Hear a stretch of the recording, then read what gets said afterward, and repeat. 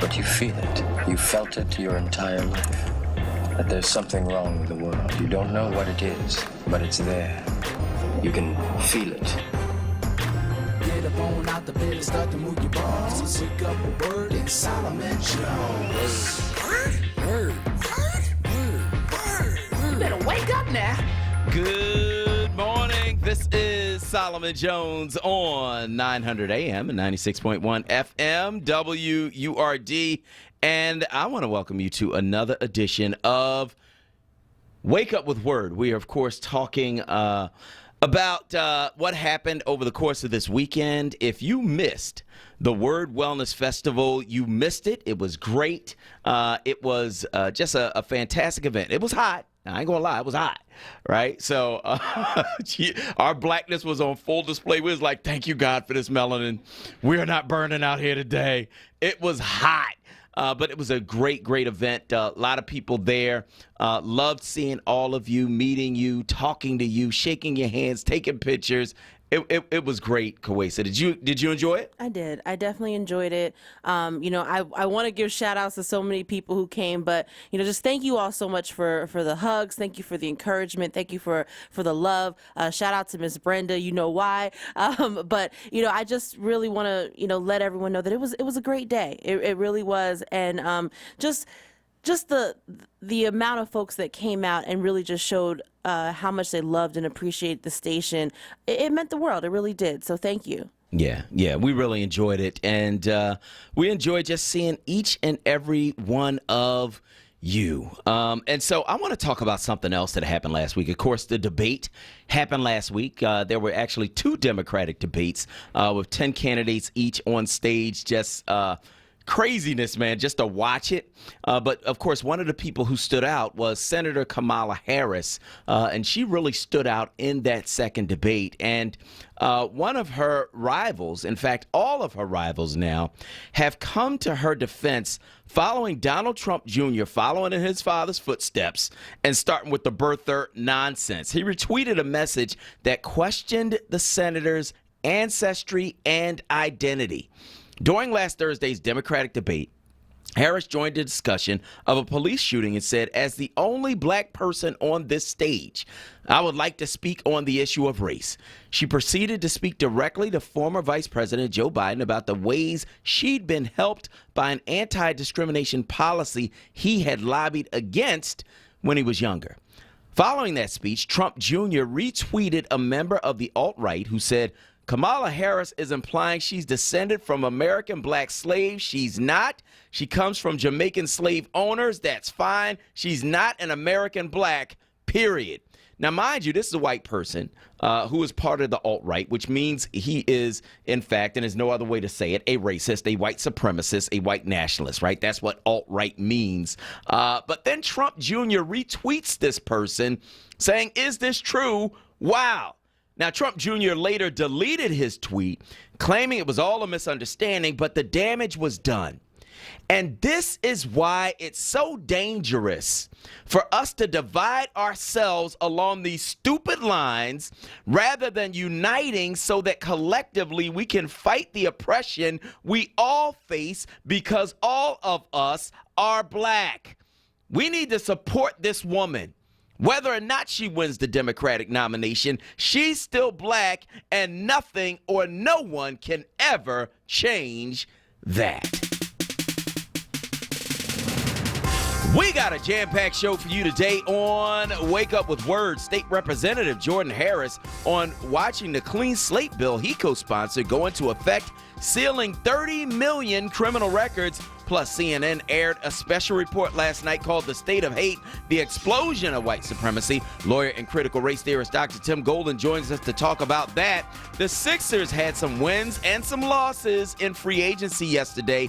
Keaton Nichols of NBC Sports Philadelphia breaks it down. And lawyer Michael Cord on Cheney's Lifeline and Word President and CEO Sarah Lomax Reese stops by to talk about the Word's wellness event. And as always, we got you, our listeners, calling in at 215-634-8065 or toll free 1-866-361-0900.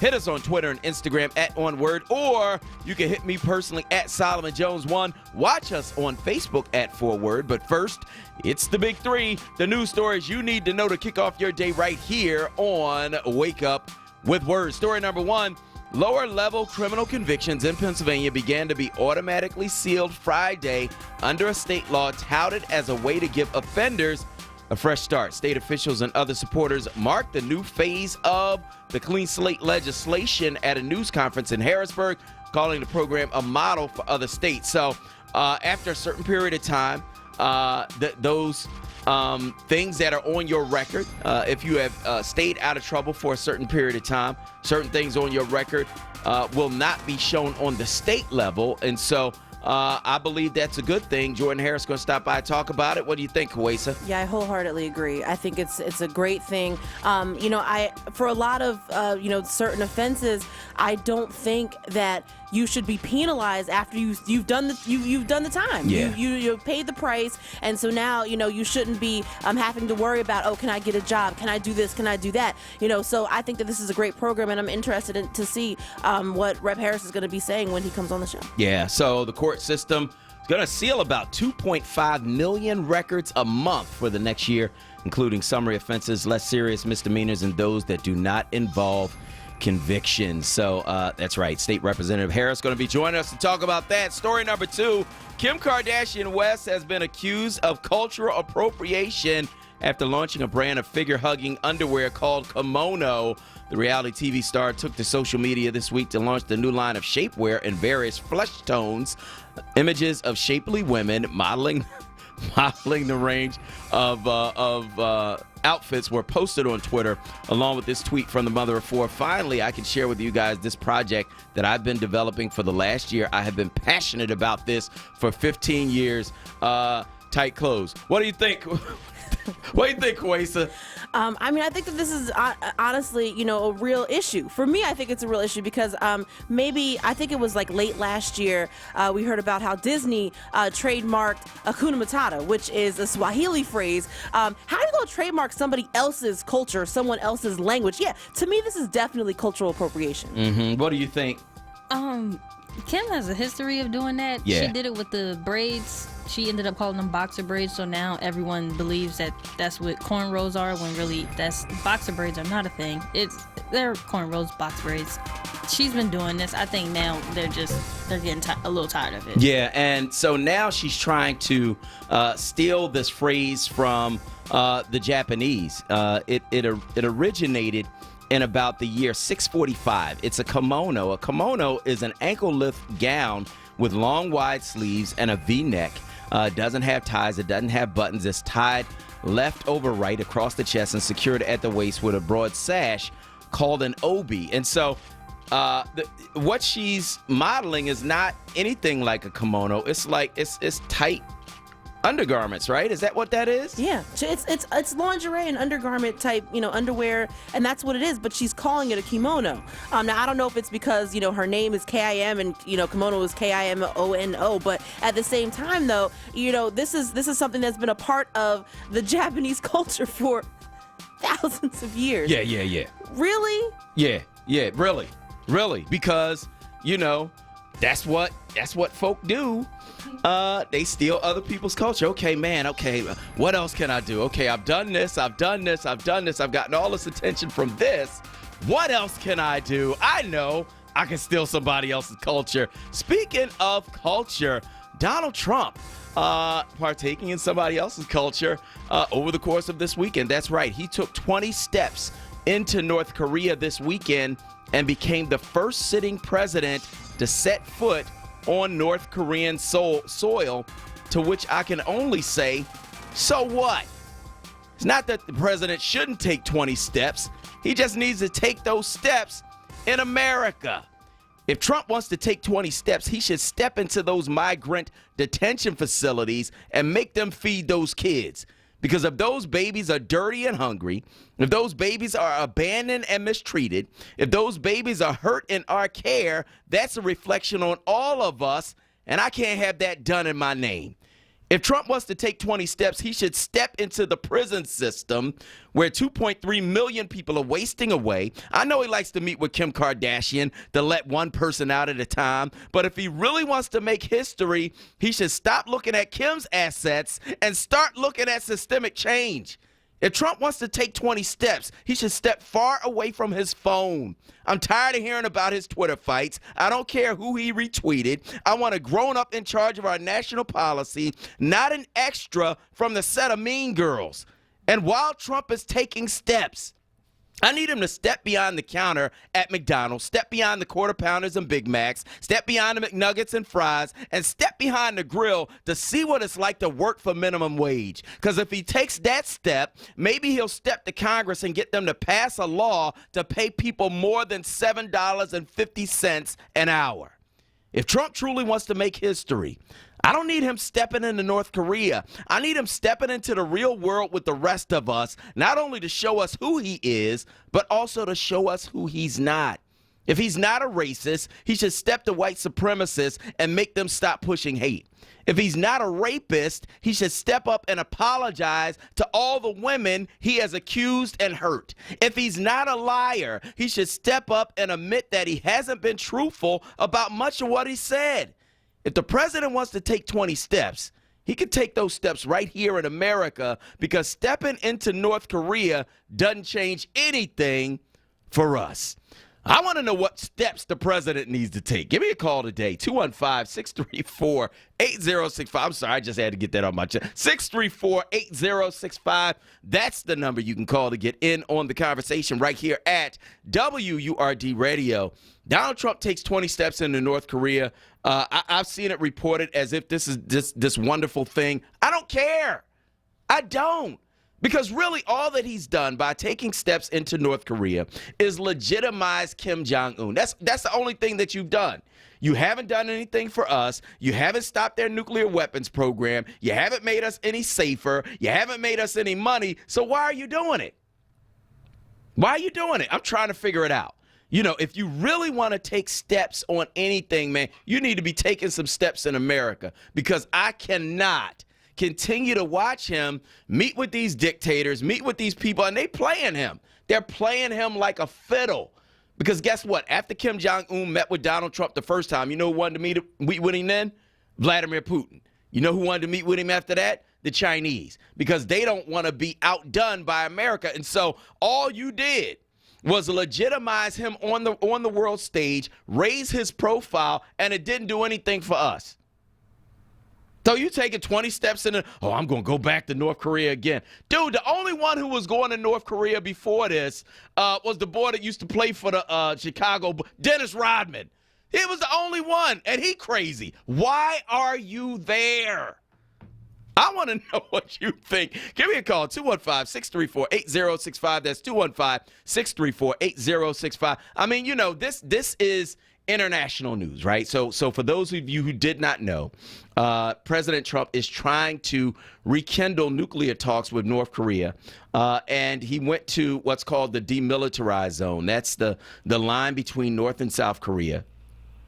And then he walked across that demilitarized zone and took 20 steps into North Korea. The only time you ever hear about the demilitarized zone now is when North Korean soldiers are trying to run for freedom.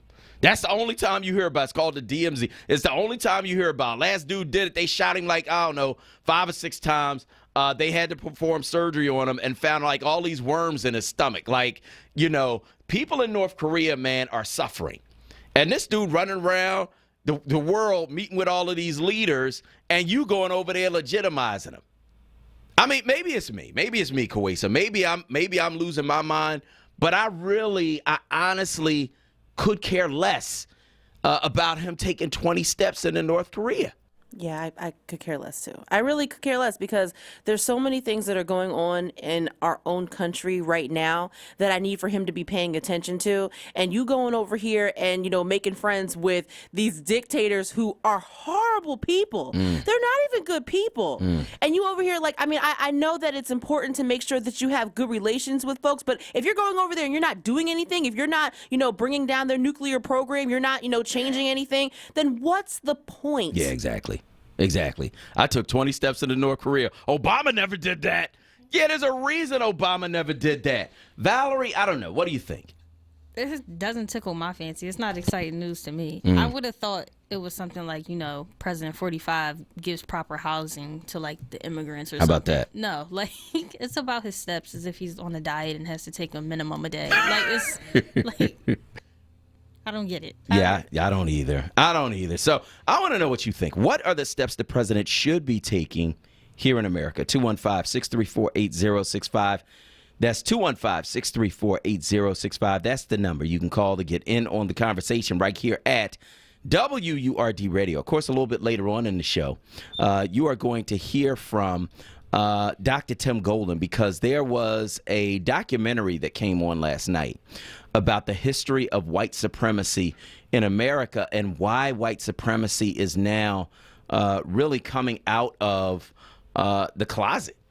Really something that we have not seen so openly in about 30 years, right? And so we're looking at it now, and of course, a lot of people attribute that to Donald Trump. But one of the things I found interesting, Kuwait, so Fareed Zakaria is the person who was hosting it, and he wrote a piece about it before we got to see it, and he quoted F. Scott Fitzgerald.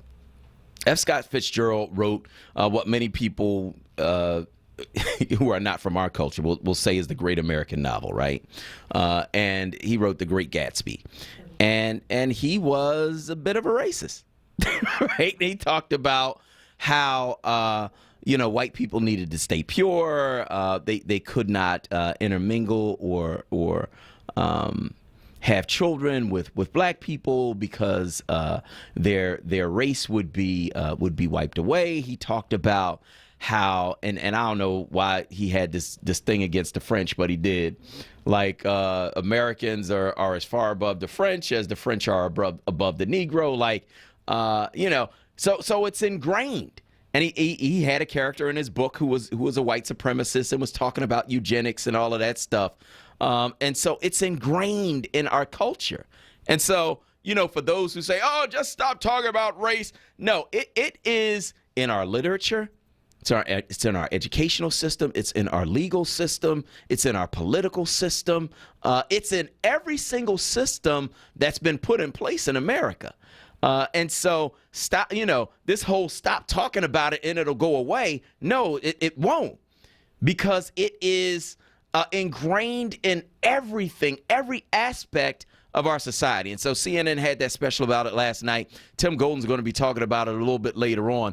But I want to talk to you. Give us a call at 215-634-8065. That's 215-634-8065. That's the number you can call to get in on the conversation right here at WURD Radio. Let's go to the phone lines now and talk to Jacob from Olney on line 1. Go ahead, Jacob. Hey, good morning, Brother Solomon. Good morning. Yeah, talking about them 20 steps, man. You ever heard this saying, Solomon, birds of a feather flock together. Yeah, they do.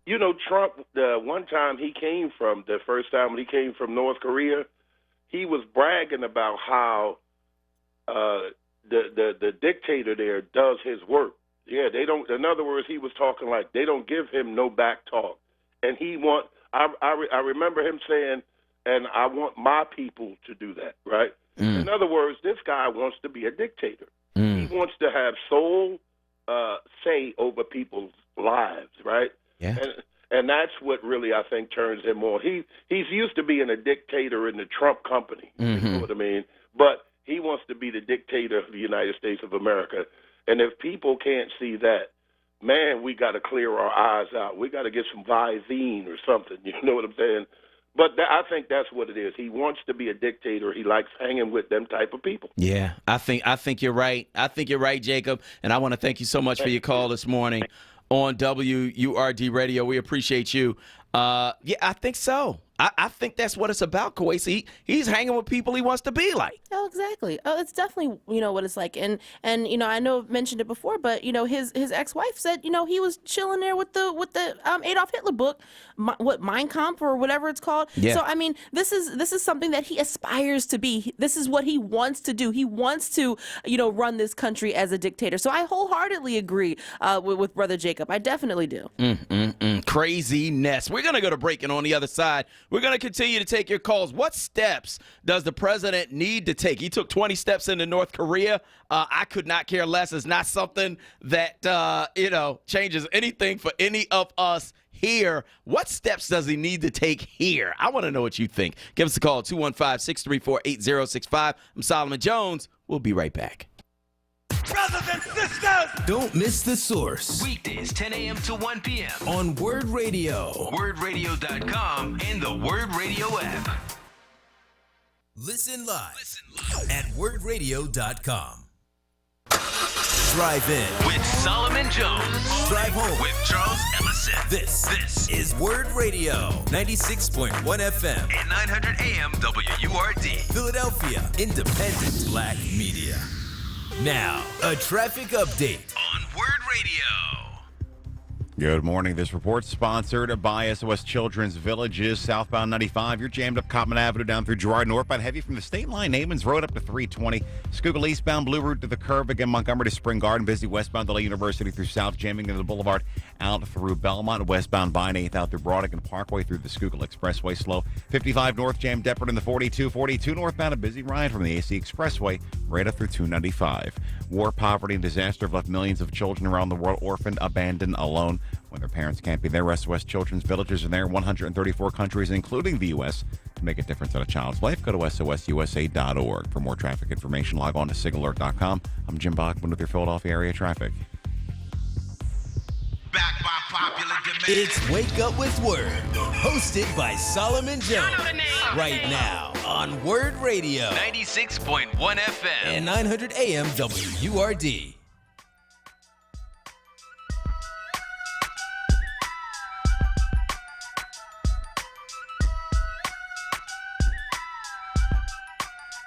Good morning. This is Solomon Jones on 900 AM and 96.1 FM WURD. Beautiful day outside today, Kwesi. It's not too hot, not too cold, not raining. I think I'm gonna get out here afterwards and just enjoy a little bit of this sunshine today. Yeah, I think you should. It's You know? definitely nice. And when I stepped out this morning, I was like, oh, like I was able to take a deep breath as opposed to over the weekend. You came out, you just got slapped in the face with humid heat. So yeah, it's really nice. I Yeah. hope the people are enjoying their day so far. Yeah, I hope so too. So I want to hear from you. What 20 steps? Because here's what happened over the course of the weekend. The president took 20 steps into North Korea, and it is a historic moment. Because no sitting president has ever taken any steps into North Korea. And you know why? Because they're an oppressive regime. Because they are enemies of the United States. Because they are bent on destroying us if they can. And so that is why you haven't had any other presidents take any steps into North Korea. Donald Trump believes he is going to negotiate an agreement directly with Kim Jong-un. And so he keeps going back. He keeps going back, like a dog returns to his vomit, so a fool returns to his folly. I read that somewhere. And this dude just keeps coming back. Like, why are you back again? You ain't get enough the first time when they told you it was going to be a deal, and they start shooting off missiles again. You just didn't get enough the first time. He's like that person who's in a relationship, right? And the worse the other person treats them, like the harder they try.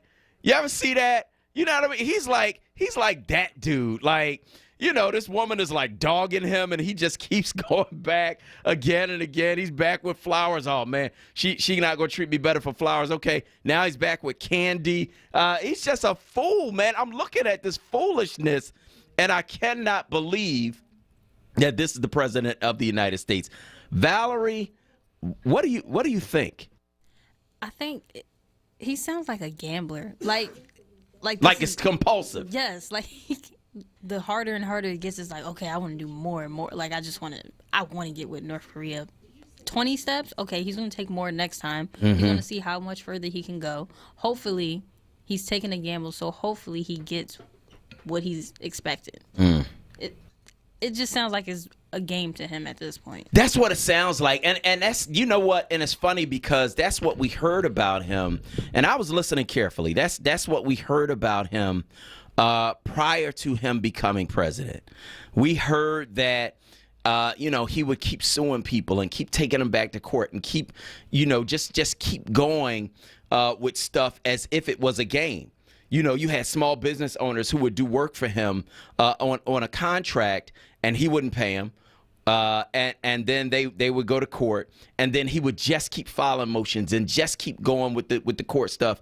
And it was like a game. And I wonder if he's running the country, Kawesa, like it's some kind of game. Of course he is. Of course he is, because he doesn't really know how to run a country. He never even really learned how to run a business. I mean, that's why the man was bankrupt however many times that he went bankrupt. So, I personally believe that it's all a game to him, and he's just trying to see how far he can take it. That's what he's trying to do. And, you keep people locked up in these small claims courts and things like that because after a while, they can't afford to keep coming back and forth with you. Right. So, it speaks to the type of man that he is, the type of practices that he does with his companies, and that's how he's treating the country. I want to know what you think. Give us a call at 215-634-8065. Donald Trump took 20 steps into North Korea. What steps does he need to take here? Give us a call. 215-634-8065 is the number. Barbara from West Philly is on line one. Go ahead, Barbara. Good morning. Good morning. He's really putting on the show for the American people to show them what he wants to be, okay? And it's nothing about being the first president to be over there or anything like that. It's just showing us what he wants to be. If we don't vote him out in 2020, he's and the advisors that he has, especially the one who put up a fake, I think it was a Facebook page for Biden, and I mean a fake one that said that was getting more responses than Biden's own page, or was more popular or whatever. Okay, this, and I think the guy's a skinhead. So, I mean, it's very clear that he wants to be a dictator like these other people he's cozying up to, and we have to act like we know. Yeah, I agree. I agree, and I want to thank you so much for your call this morning on WURD Radio. But I also want to talk about, because we're talking about, of course, the 20 steps that Donald Trump took into North Korea. What steps does he need to take here? But I'm interested in not necessarily in the Kim Kardashian story. She doing what she do, right? Stealing other people's culture. I remember her sisters took these rappers, dead rappers, by the way, and put them on a T-shirt, never gave them credit, never paid the family, never did anything like that. And so that's what they do. They do whatever they can do in order to get attention, and they're good at it. I'm not mad at them, right, for being good at what they do, but just realize that what they do is really about, using whatever it is that they have to get attention, and then when that doesn't work, stealing other people's stuff in order to get more attention. But cultural appropriation is a thing. It is an absolute thing when you have people who will steal other people's cultural stuff and then get paid off of it, try to trademark it, try to act like they invented it, and say now you have to pay me to use your own stuff, right? And so Kim Kardashian coming up with kimono, right? Which she did not come up with. It's been around since the year 645, right? It is a garment that's worn in Japan. And no, it's not tight clothes like what she's pushing. It is actually a robe that doesn't have any kind of tie or anything like that. And it has wide sleeves. It's a very distinct thing. But she is trying to take that name and use it for herself. And it makes me think about all of the black stuff that has been taken and used for other people's benefit. All of the black stuff that other people got paid off of, right? Y'all too young to remember this, Kawais and Valerie. But you talk about the braids. Actually, Kim Kardashian wasn't the first white woman to steal the braids. It was Bo Derek in the movie 10, right? And she's running along the beach and she's got these braids. And I think she even had the beads at the end of the braids, right? She's running along the beach with these braids, and she was a 10 because 10 was the top scale, right? She was supposed to be, the most beautiful, the most attractive woman ever, and she's running around with this black hairstyle, and this might have been the early 80s, but yeah, this was like 30 something years ago, right? And so this has been going on for a long time, this cultural appropriation, this stealing of black culture, of Asian culture, and other folk taking it and trademarking it and saying, this is ours now and you got to pay us to use it. Do you remember Bo Derek, the movie 10? Yeah, I mean, I've seen it and I'm definitely aware of it and, understand what happened with that. And so, it's something that we continuously see time and time again when it comes, specifically, I think, when it comes to our culture, because I think, and maybe this is just me, maybe I'm just, being, prideful about my people, but I think that we, as a black culture, we have a beautiful culture. And I think that a lot of people aspire to be a part of it, but they don't want to ever claim that they're black. They don't want to ever be like, oh, well, I'm a part of this race, but they have no problem taking from us because they've been taking from us. They took us from our land. So they have no problem trying to claim, our culture is theirs, Mm-hmm. Yeah. I hear you. Cultural appropriation, Valerie. What do you think? This has actually been a topic I've had in school quite a few times. I just think we need to at least acknowledge where, like, the culture that you're taking these things from. Mm-hmm. At least give us our credit and respect our culture. Like, don't just take whatever you want, because it's appealing or it looks nice or it's cool or popular, but actually respect it and know what it means and what's behind it and what it represents. Because this, like, she actually referred to them as the Bo Derek braids. Like, that was the thing, and that they're not really her braids. And here's the thing. And then when the Williams sisters got on the court with those braids, they were despised. They were despised, right? For literally displaying their own culture, displaying their own blackness, and wearing this hairstyle that was a black hairstyle. When white women did it, it was wow, this is so innovative and this is so different. Doggone well, you know what I mean? That Shaniqua and them been wearing this thing for years. Come on, man. Now all of a sudden it's new. It's not new. It's something that you stole from somebody else's culture. And so, the respect, I think, Valerie, is nice. Give me the money. Give me the money, and I'll buy my own respect, right? Give me the money, man. Y'all, I remember, and I don't remember exactly what the phrase was, but there was a casino, and I think it was when Merv Griffin was alive. There was a casino in Atlantic City that was using this phrase that was a black phrase.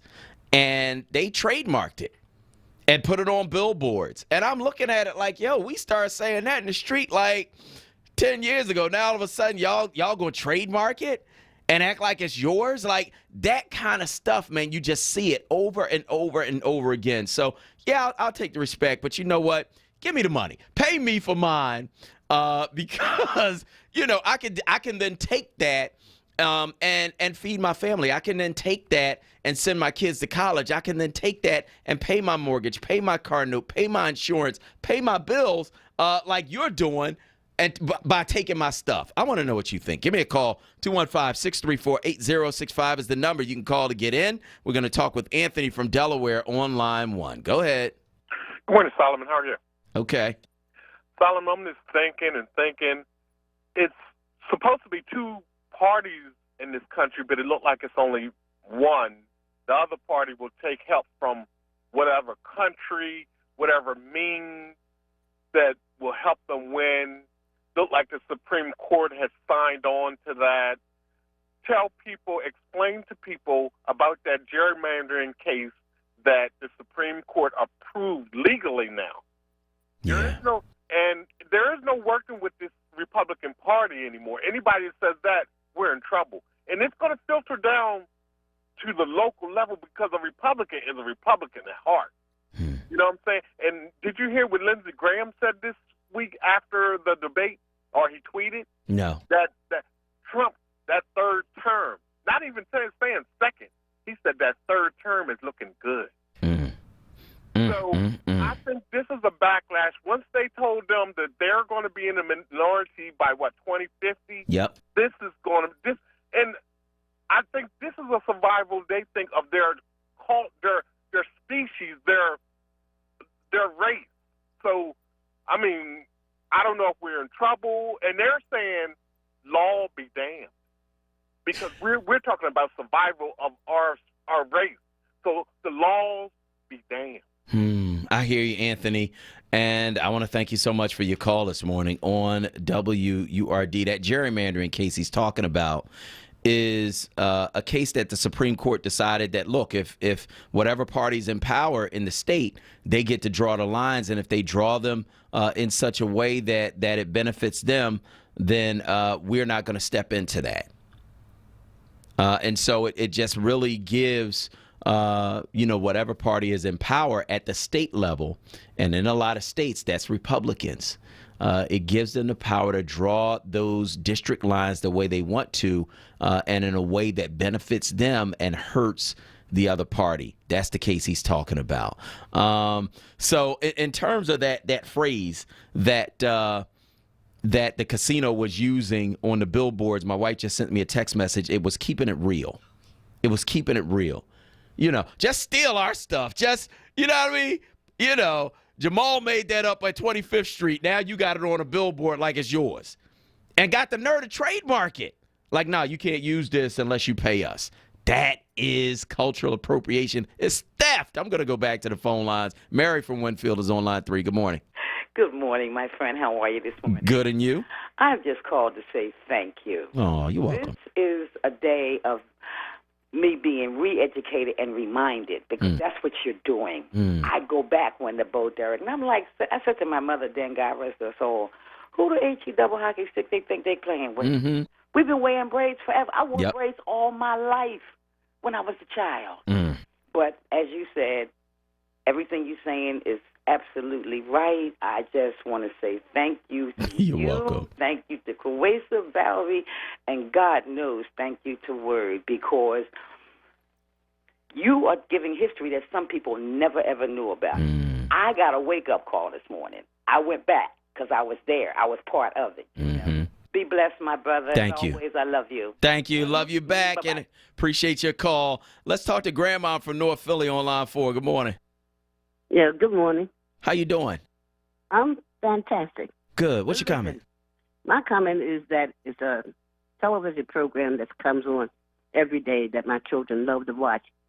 And they're saying the 4th of July. We've been using that forever, too. I said, what? When I saw that mess, I couldn't believe it. I like you're saying, everything that we've ever put out, they try to take it from me. Because I've never heard people of other persuasions say the 4th of July. You know why I say it. Okay? That's all I have to say, my dear. All right. Beautiful. Thank you so much. Thank I'm you. looking at you. Thank you. I appreciate that. And thank you for your call this morning on WURD Radio. If you want to get in, it is 215-634-8065. That's 215-634-8065. That's the number you can call to get in on the conversation. We are going to go to break, and on the other side, we're going to be talking with Sarah Lomax-Reese about that Word Wellness Festival that took place on Friday. If you missed it, she's going to break it down for you. I'm Solomon Jones. We'll be right back.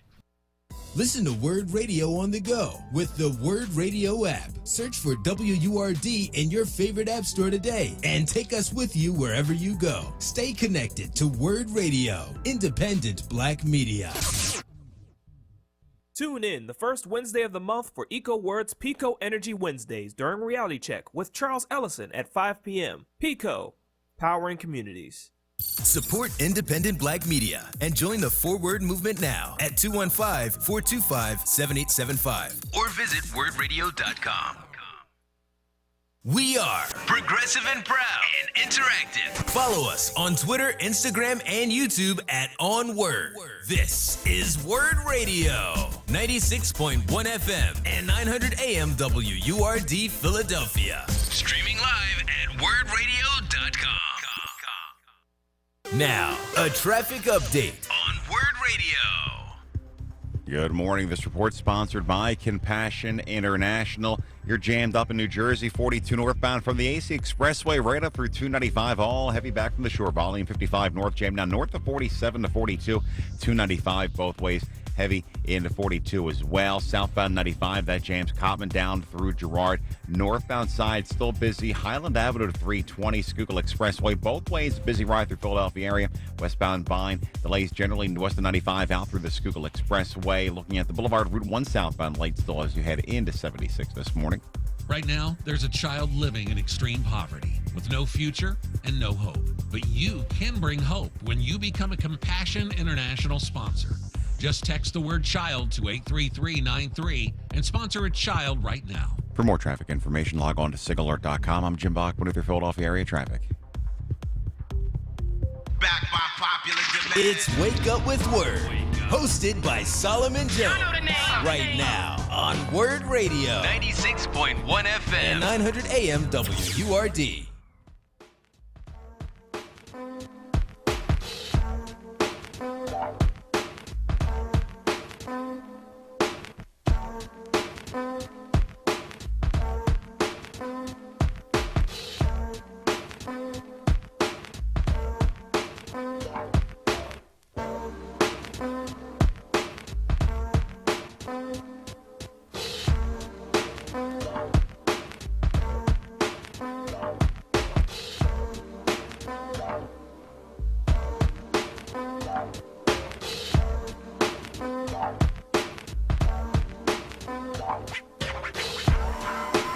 Good morning. This is Solomon Jones on 900 AM and 96.1 FM WURD. And I want to welcome you back to Wake Up with Word. We had a great event on Friday, the Word Wellness Festival. And here to talk about it is Sarah Lomax-Reese. She's president and CEO of WURD Radio. Sarah, good morning. Good morning, Solomon. Hey, Koesa. How are you? Good. That's good. That's good. So the Word Wellness Festival, what did they miss? Well, a lot of people were there, so they didn't miss anything. There you go. But it was a lot of fun. It was our best barbecue contest in anticipation of the 4th of July. And you guys had a team, the Jones family, and Akbar had a great team, and Joss Duncan, our program director, her and her sisters, and also we had Brother Shamari had a team as well. So it was just good fun and just people showing their kind of barbecue skills. So that was fun. That's something we do every year at the Fresh Grocer at Monument. And so we combined it with our wellness festival this year, which was a lot of fun. In the past, we had partnered with the Park West Town Festival in West Philly at 52nd and Parkside. And this year, they didn't do that festival, which is usually the first Saturday in June. And so we decided to combine our wellness festival with, again, our best barbecue contest. And so we had the contest, and we also had Zumba. We had chair yoga led by Halana, who, hosts Daybreak with Word right before your show. And we had Marcy Francis and her drummers out doing a healing drum circle. And so that was really great. And we had lots of health screenings, health information, and just a great time, an opportunity for people to come together, join or renew their onWURD membership, and just have an opportunity for us to kind of connect as a community and support each other and just show some love. Yeah. It was a great opportunity to meet and talk to the listeners. I got a chance to introduce some of the listeners to each other. Casa, who got to meet my neighbor, actually, who came down, Ramon, who is a regular listener, and some other folks, and saw some people I hadn't seen in a long time. And so it was really a fun day, really a great day, and I think it was a great look for Word. Yeah, and I mean, for me, it's I'm just so grateful. We have such an amazing team on our staff that come together and, are there early and stay late to put things together, set up, break down. Kawesa was there. I mean, Kawesa is up at the crack of dawn to be there for Daybreak, and she stayed until like 6:30 breaking down on Friday. So I just want to shout out Kawesa and the whole team. Monica Lewis is just amazing. She's driving the U-Haul and setting everything up. And she's our general manager, director of sales, and Amina, who is our new membership coordinator, and Valerie, who's our traffic manager. I mean, it's just an all-hands-on-deck kind of event. And Mike Thomas and Khalif and just everyone, all of our interns. We have a wonderful roster of young people who are just pitching in and doing all kinds of things to support the station this year. We had some volunteers. We had a brother who's actually a police officer named Maurice, who was there from the very beginning through the end. And so it's really heartening to me as the president, as the owner, to see the kind of team effort that comes together. And you and Joss and Shamari, like everybody just kind of showed up and participated in a really beautiful way. And so that is encouraging and fortifying for me personally. So I appreciate all of the support from the team. Absolutely. And we can't forget the sponsors. We want to thank them as well. Right. Of course. Of course. There's our family business partners, ShopRite, Brown ShopRite, and Dietz & Watson, Hers, Amorosos, and Canada Dry, AARP, Penn Medicine was out, Moravia Health, and all of our vendors who were there, and everyone was, and the Pennsylvania Lottery, and really appreciate all of the support from the sponsors. And, of course, I can't forget Dr. Aaron Smith, the rapping professor, because he was there hosting and, really doing a wonderful job and moderated our Best Barbecue contest. And there was just a really wonderful opportunity. And then the other thing that we did that was new was we did our Black Music Month mixer, which followed the festival. So we did from 1 to 5 was the wellness and food festival, and then we went inside the store from 5 to 7, and Envy McKee hosted her show from 5 to 7 live from the Fresh Grocer, and it was really wonderful. We had Lady Alma and a young artist who's actually going to be interning with us. She goes by the name of Maisie Blue, and just some wonderful local musical talent who were on site, who shared their music and shared their journey with us. And so it was really wonderful, and people had an opportunity to just kind of cool down, because it was a hot day, cool down and sit down and have some food and wine and just chill out for our Black Music Month mixer. And so it was a great way to kind of end the day as well. Yep. Well, I enjoyed it. And Sarah, thank you so much. We appreciate you, and we look forward to the next one. Absolutely. Absolutely. All right, I'll see you guys later. All right. Talk to you soon. So that is Sarah Lomax Reed. She's president and CEO of WURD Radio. The Word Wellness and Food Festival, of course, took place on Friday. A great, great event. So I want to hear from you. Give us a call at 215-634-8065. That's 215-634-8065. That is the number you can call to get in on the conversation right here at WURD Radio. Talking about the fact that Donald Trump took 20 steps into North Korea. What steps does he need to take here? Because really, I don't care that he took 20 steps into North Korea. What does that change for anybody except Kim Jong-un? It legitimizes him even more. And so now you're going to have other world leaders coming to North Korea following Trump. It doesn't help us. And that's the part that really annoys me more than anything else, right? So we're talking about that, but we're also talking about cultural appropriation and people stealing other folks' culture. Kim Kardashian is doing this new line of form-fitting clothing called, she's calling it kimono. And, a kimono is actually a Japanese garment that's been around since the year 645. And so you stealing these people's culture and then trying to act like this is something new, and you are taking it and making money from it. And you had some Japanese people step to her like, excuse me, that's ours. Can you not? But it just reminded me of all the stuff that has been stolen from black people in terms of culture, from hairstyles to mode of dress, to dances, to phrases. One of the things that really annoys me, Kawesa, is when I'm watching a movie and all the characters are white and they trying to use black slang. That annoys me to no end. You know what I mean? You ever see that? Have you ever seen that? Yeah, and it's very annoying. It puts you off a little bit. There was this, and I'm not going to say the name of the movie, but there was this movie that I was watching. It was like kind of, I guess, early 2000s, and I mean they had.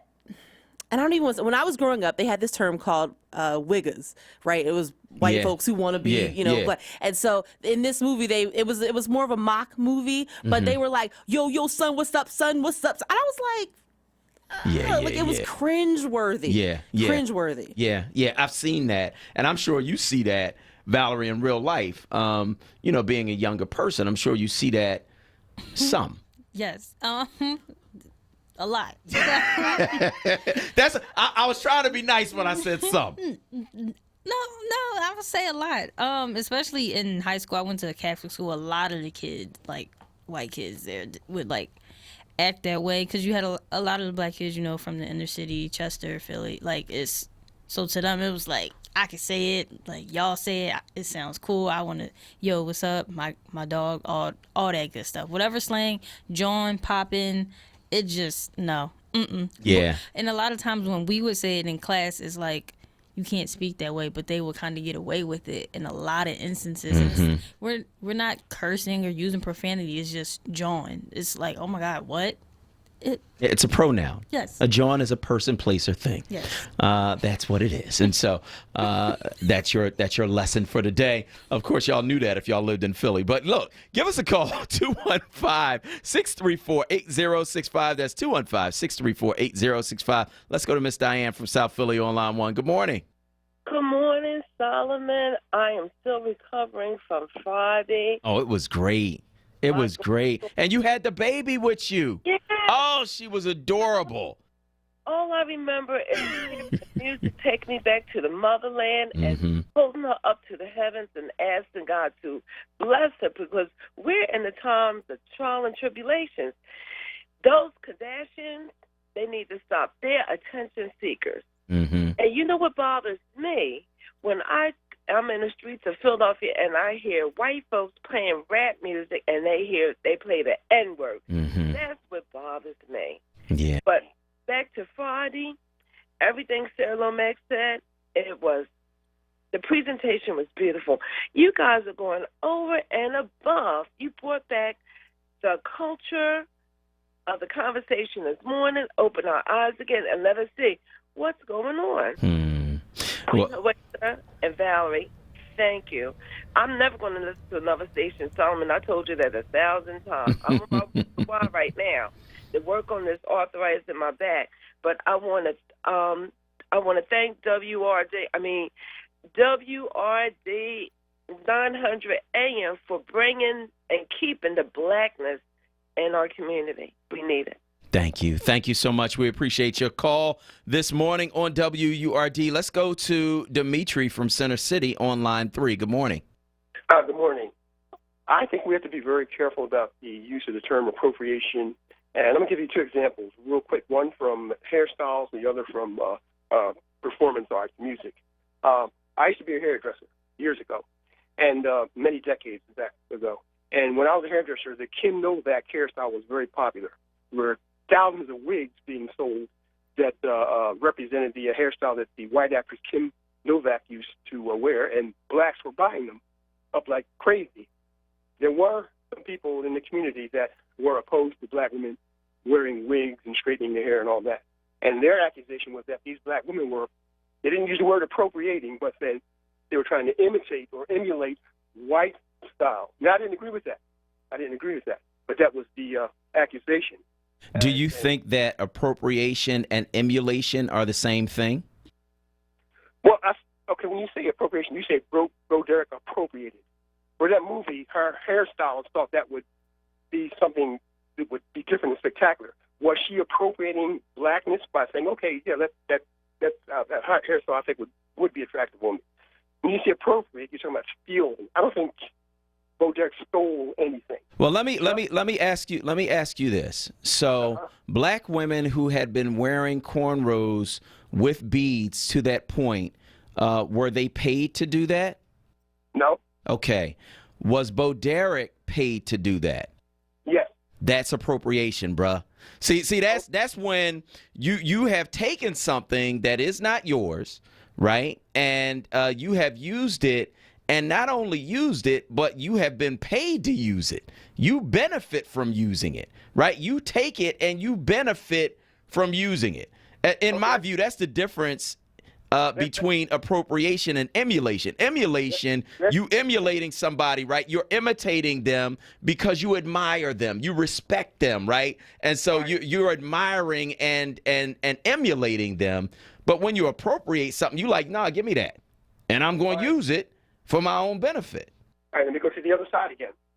When Naomi Campbell became very famous for wearing this very straight hairstyle, the wigs and all that, she's being paid for. Was she appropriating French women? The style that she wore at the time was very popular in France.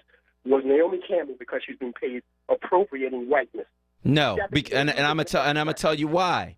I'm gonna tell you why. Because black women had been forced to that point. If they wanted to rise up the ranks of corporate America, if they wanted to rise up through the ranks of media, if they wanted to rise up through the ranks of modeling, then they were forced to then imitate white hairstyles because black natural hair wasn't accepted. So then are women today being forced to wear straight hair? No, they're not.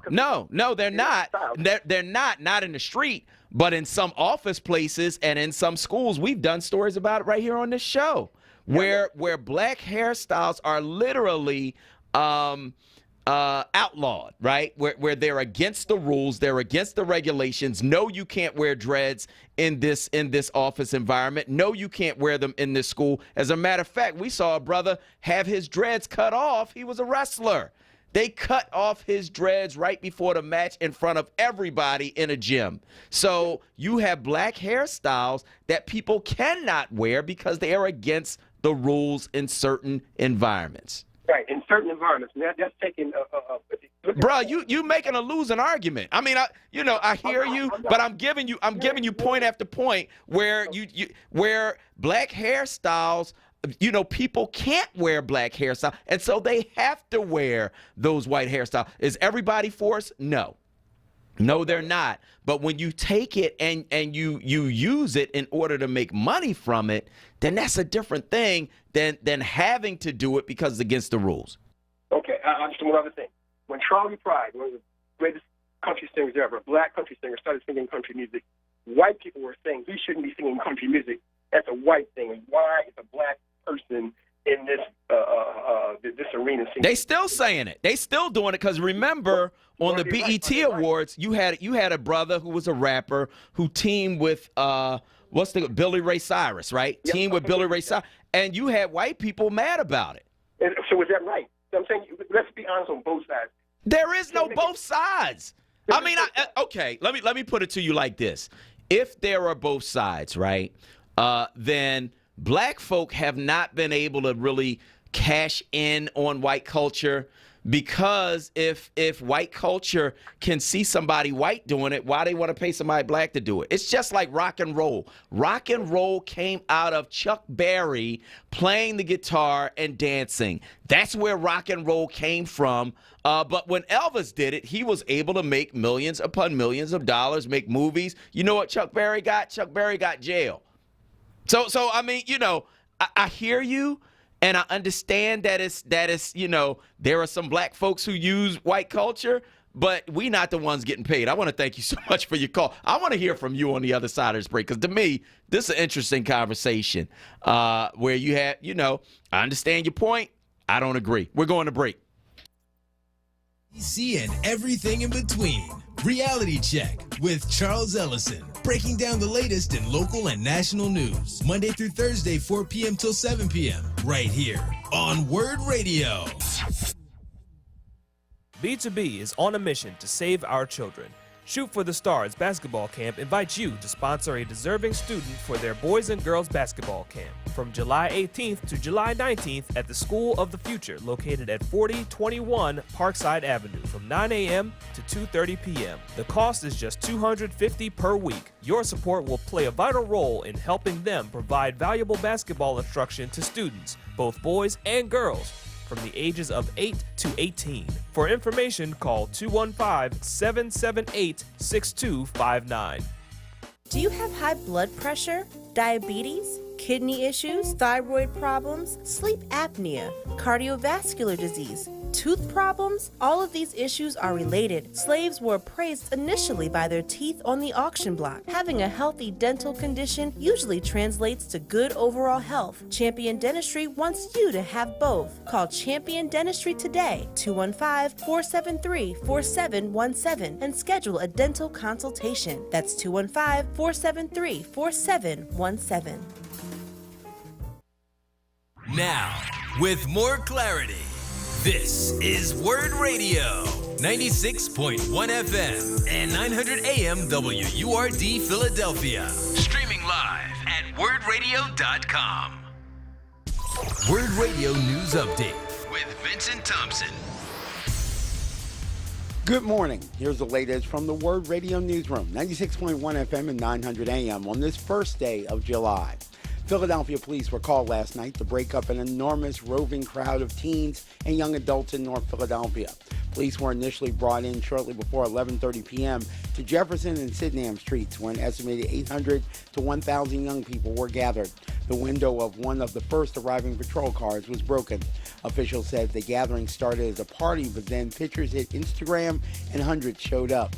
Police worried about the safety of the crowd and the neighborhood and worked to protect nearby businesses. Members of the crowd were seen jumping on cars. Authorities said at least 4 police cars were damaged. Officers from across the city were dispatched.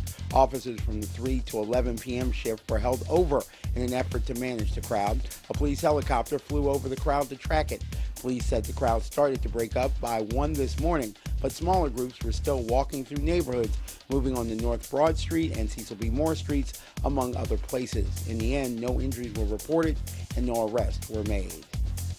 The reward to catch the vandal who defaced the mural in memory of slain African-American Philadelphia Police Sergeant Robert Wilson III has grown after a $10,000 promise from the Sheet Metal Union Local 19 over the weekend. The reward now stands at $32,500. Wilson was gunned down 4 years ago inside a video game store in North Philadelphia on March 5, 2015. A mural that was created in his honor was vandalized sometime last Thursday morning on the 2900 block of Ridge Avenue. The mural has been cleaned and restored. Anyone with any information is asked to call police at 215-686-TIPS. Checking sports, the start of NBA free agency signing period yesterday has completely changed the Sixers this coming season. The Miami Heat are finalizing a sign and trade deal with the Sixers to acquire star guard Jimmy Butler. Miami is sending guard Josh Richardson to the Sixers as part of the deal. Five-time All-Star center Al Horford is leaving the Boston Celtics and coming to the Sixers. 4 years, $109 million deal.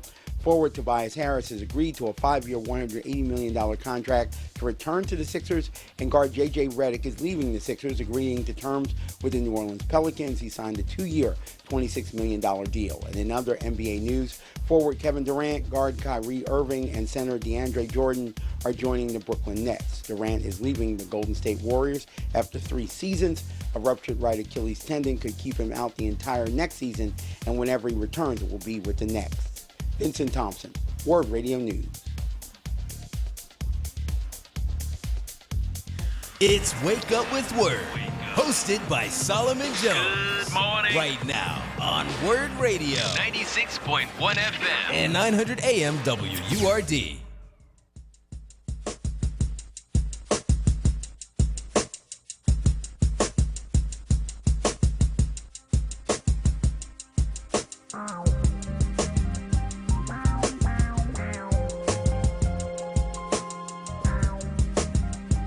Good morning. This is Solomon Jones on 900 AM and 96.1 FM WURD.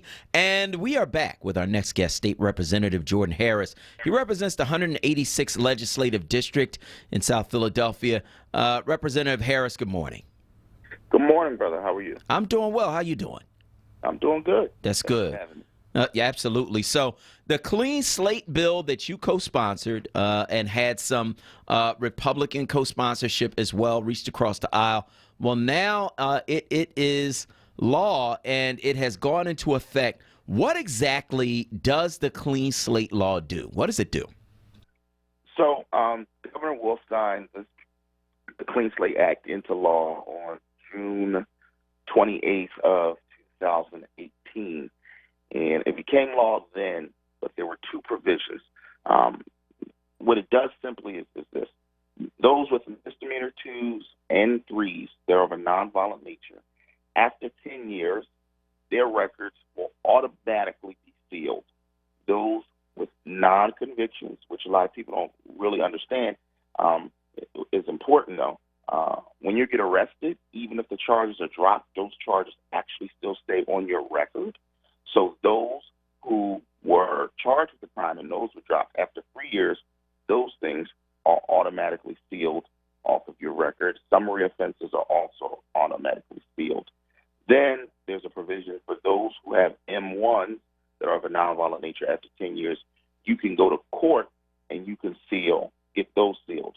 Now, that was law on June 28th of 18, but it took a year for the court system to get ready for the automatic sealing part. So this past Friday, we had a press conference that the automatic sealing part is now active, and over the next year, 2.5 million criminal records, convictions, summary offenses, as well as non-convictions, 2.5 million of those will be sealed every month, for a total in the year of 30 million records. Mm-hmm. Now, so it became law last year, but the court system just caught up with it this year, and so they are prepared now to begin the process of automatically sealing those offenses that are automatically sealed. Are there some offenses that you still have to go to court for in order to get those sealed as part of this law? What are those offenses? Yes. So if you have an M1, or is a misdemeanor of the first degree, you would still have to go to court to get those sealed if they're of a nonviolent nature and 10 years has passed. And you also have to pay, and this is the big part, you also have to pay your court fine and any restitution in order for these records to be sealed. But the M1s still have to go to court. The other part of it is, wait a minute. Before you say that, can you tell us, give us some examples of what a misdemeanor 1 is?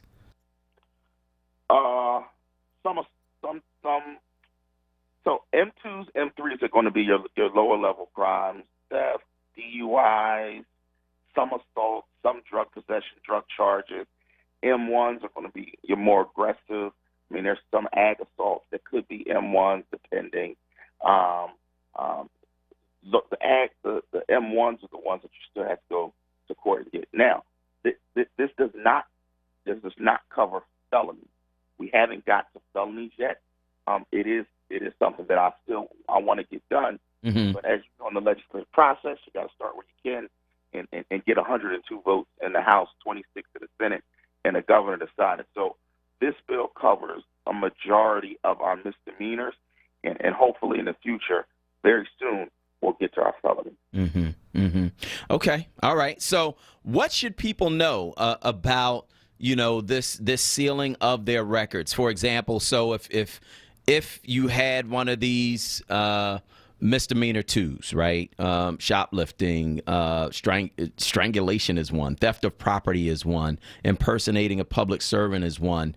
Those things are going to be automatically sealed. Is that correct? As long as, and then there's a big part, because our folks, some of us haven't done this yet. As long as you've paid your court costs and restitution, the answer is yes. They will automatically be sealed on your record. Mm-hmm. Now, sealing means what? Does it mean they just won't show up in a state search? Does it mean that they still show up in a federal search? What does it mean? So sealing means that when you go to apply for a job and the employer runs your record, if you go to apply for an apartment or anything like that and they run your record, it will not show up. The only folks who will have access to this is law enforcement. Mm-hmm. Okay. So for the purpose of getting a job or an apartment or anything like that, these things will no longer show up on your record. Okay. All right. All right. And if people want more detail about it, because there is some detail to it that I think people won't necessarily get on the radio. If people want more detail about it, where can they go? MyCleanSlatePA.com. Go to that website, MyCleanSlatePA.com. And that website is maintained by Community Legal Services.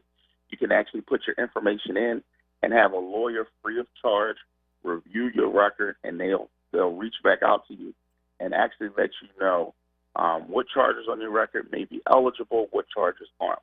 But Solomon, the other thing I want to tell people, and I've been talking to people on social media for the whole weekend. They've been reaching out. If there is a charge on your record that is not sealed or is not eligible for sealing, if you have like a felony or something like that, do not lose hope. We've done a lot of work with the Board of Pardons.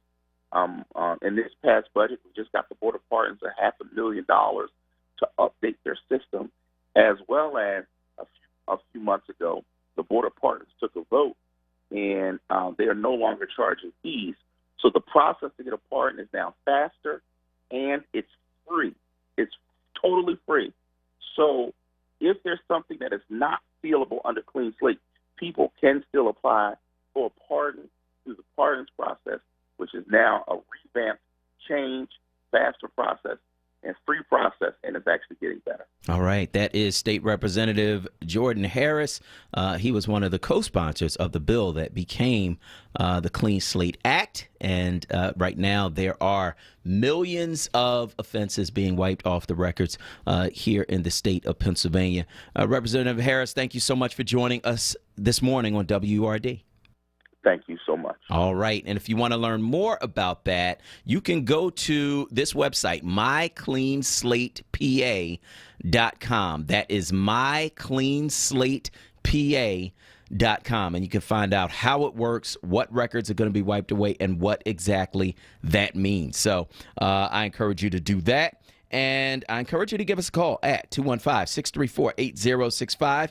That's 215-634-8065.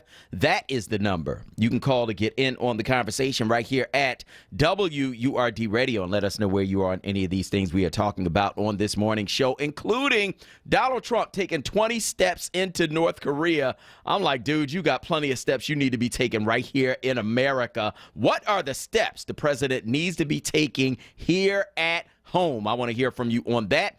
We've also been talking about cultural appropriation and folks stealing other people's culture and getting paid off of it. I want to know what you think about that. We had a brother call a little while ago, and he made an interesting argument on the other side that black folks steal other people's culture too. What do you think about that? I wasn't buying it, but you might. So I want to know what you think. Give us a call, 215-634-8065. Let's go to Olanian from Nicetown on line 1. Good morning, Olanian. Greetings. I want to go back a little and you want to go back a little and what? You broke up a little bit, Olanian. It sounds like his. Let's put him on hold. Let's go to Falami from South Philly on line 3. Good morning. Greetings to my word family, and thank you for all that you all do. A blessed day to us and indigenous people all over the world. First thing, my daddy fought in Korea, okay? He took more than 20 steps into Korea, okay? They did not acknowledge that our people went over there, was sent over there to fight in Korea. They just started acknowledging in the last several decades that there was actually a Korean War. I know it was a Korean War because when my daddy came back home, he had a duffel bag and he had fatigues and everything. And they did not give those veterans that went over there their just due until recently. And also, all of a sudden, when they came back from what they told us was not a Korean War, it suddenly was a North Korea and a South Korea, like it was a North Vietnam and a South Vietnam. So much for Dumpty. And the other thing I want to talk about is cultural misappropriation. Gil Scott-Heron put out something called It Ain't No New Thing, It Ain't No New Thing, It Ain't No New Thing. They always stealing our stuff. Everybody wants to imitate the indigenous original people of the world, our people. And when they can't steal us, and they can't steal our property, they want to steal our looks and our ways. That's why they go get their lips shot up and they go get their gluteus maximus shot up and things like that. As far as appropriation of the culture is concerned, Del Jones, God bless the dead, a brother back in the day, wrote this book called Cultural Bandits. And as far as all that is concerned, they're going to continue to try to be like us, just like a child always run back to their mama or their daddy. So because we are the originators of things on earth. My grandchild asked me, why is that thing leaning? I said, it's called a leaning tower pizza. I do believe they tried to make it to try to be as tall or like the pyramids. So my grandchild's aware of the pyramids. She said, well, why didn't they try to fix it or something? I said, I think they did try to fix it. And I said, you know what? People come from all over the world to come see it, to see that somebody could not build something as straight and tall as we are able to build. And as long as they keep on taking stuff, they say imitation is the best. It's the best form of flattery. It absolutely is. Thank you for your call this morning on WURD Radio. We're going to go back to the phone lines and talk to Olanian from Nicetown. He's back. Go ahead, Olanian. Okay, I'm back. Okay. I want to address what a former caller of this morning said. She doesn't like whites playing black rap music with the N-word. Then, or before then, I learned of a city named N-word Rock, Quebec. I don't want that word. I don't want to hear it. I don't like the I like the NAACP said, bury the word. Yeah, I hear you, man, and I want to thank you so much for your call this morning on WURD. I think, if you don't want white folks playing rap music with the N-word in it, then stop making rap music with the N-word in it. I learned a long time ago, man, that the people that buy the most hip-hop are white. SoundScan numbers showed decades ago that about 70% of those who were buying hip-hop were white folks. And so if you don't want them playing music with the N-word in it, stop making music with the N-word in it. I hear some And, I came up on hip hop. A lot of people who know me and know me from high school know that when rap came out, I was a rapper, right? Back in the day. Young people always smile every time I say that. Like, I can't imagine you, Solomon. I can't imagine you rapping. Well, I talk for a living now, and that all started with me writing some rhymes when I was in 7th grade because Candace Cordery said that I couldn't. And so, now I get paid to talk, right? And so, but when rap first came out, one of the things that we valued about it was the ability to be able to put together lyrics in a way that was creative. The ability to put together lyrics where we could say something in a way that was unique, right? The ability to master the language to the point where you could lyricize in a way that your peers could appreciate it. And so I was a writer before I knew it. Before I wrote 10 books, before I began to write speeches, before I began to write novels or newspaper articles, I was writing rhymes, right? And so the interesting thing to me in watching where rap has gone, and certainly everything evolves. Some things devolve, right? Some things go backwards. But the interesting thing to me is that you could take an art form, because that's what it is, an art form that was all about the lyrics, all about creativity, all about your ability to write, and take it and then boil it down to rhymes that I hear now, where the only word I hear in the song is the N-word. Don't nothing rhyme, right? Ain't nothing. You not saying anything that uplifts our people. And the shame of it is that you could go from Grandmaster Flash and the Furious Five and songs that really talked about what was happening in our society, that you could go from Public Enemy challenging white supremacy, that you could go from Tupac talking about Dear Mama and talking about how drugs affected his family, that you could go from Biggie talking about his journey from the block to where he was able to go as a rapper and doing it in a way that was creative, that you could go from that to songs that the only lyric they contain is the N-word. In my view, that's not evolving, that's devolving, that's going backwards. And so if you don't want to hear white people playing songs with the N-word, stop making them.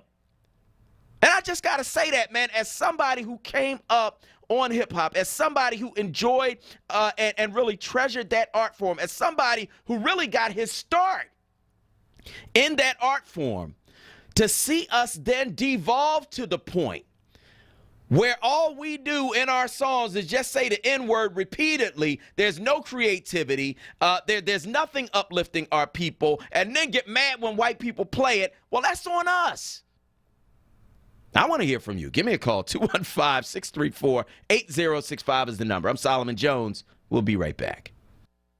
WordRadio.com. This is the Moravia Health Home Care Tip. The bond between a patient and their caregiver is very important. Empathy and attentiveness are crucial to fostering a trusting relationship with your loved one. When selecting a home care aide for your loved one to help with daily tasks such as cooking, cleaning, and companionship, inquire as to why the candidate chose caregiving as a profession. The right caregiver will have a good mix of professionalism and a nurturing, caring nature. Many families do not know, but the law now allows for a family member to be a paid home care worker. With training through Moravia Health, caring for your loved one directly just became easier. Moravia Health is dedicated to delivering quality care to patients in the comfort of their home. For more information about Moravia Health, call 215-717-8650. That's 215-717-8650. Or visit moraviahealth.com. Moravia Health, because there's no place like home. Now, a traffic update on Word Radio. Good morning. This report sponsored by Compassion International. Jammed up Schuylkill Expressway westbound past Young to after University Avenue. Accident there off to the right. Once you pass that, you're busy again around south and jammed again the boulevard at the Belmont eastbound. From 202 through the curve, heavy delays again Montgomery through the Vine Expressway. Westbound Vine west of 95 out through the Schuylkill Expressway. Generally slow eastbound delays off the Schuylkill through Broad Street. Southbound Boulevard Route 1 just delayed heading into 76. 42 northbound here jammed up College Drive to 295. 55 still north of 47 to 42 heading into Philadelphia. Watch for some slowing on the Ben Franklin Bridge as they make their way into Center City this morning. Right now, there's a child living in extreme poverty with no future and no hope. But you can bring hope when you become a Compassion International sponsor. Just text the word child to 83393 and sponsor a child right now. For more traffic information, log on to sigalert.com. I'm Jim Bachman with your Philadelphia area traffic. You're waking up with Word.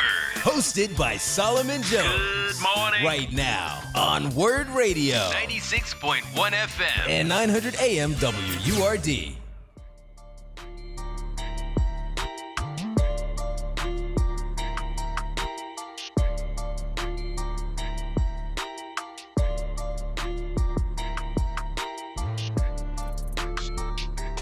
Good morning. This is Solomon Jones on 900 AM and 96.1 FM WURD. I want to remind you that this hour is brought to you by Power. Philadelphians organized to witness, empower, and rebuild. For more information, you can visit powerinterfaith.org. So, we got to talk about what happened with the Sixers over the course of this weekend because free agency started. As you know, Sixers almost made it to the Eastern Finals. They were beaten by the eventual champions, the Toronto Raptors.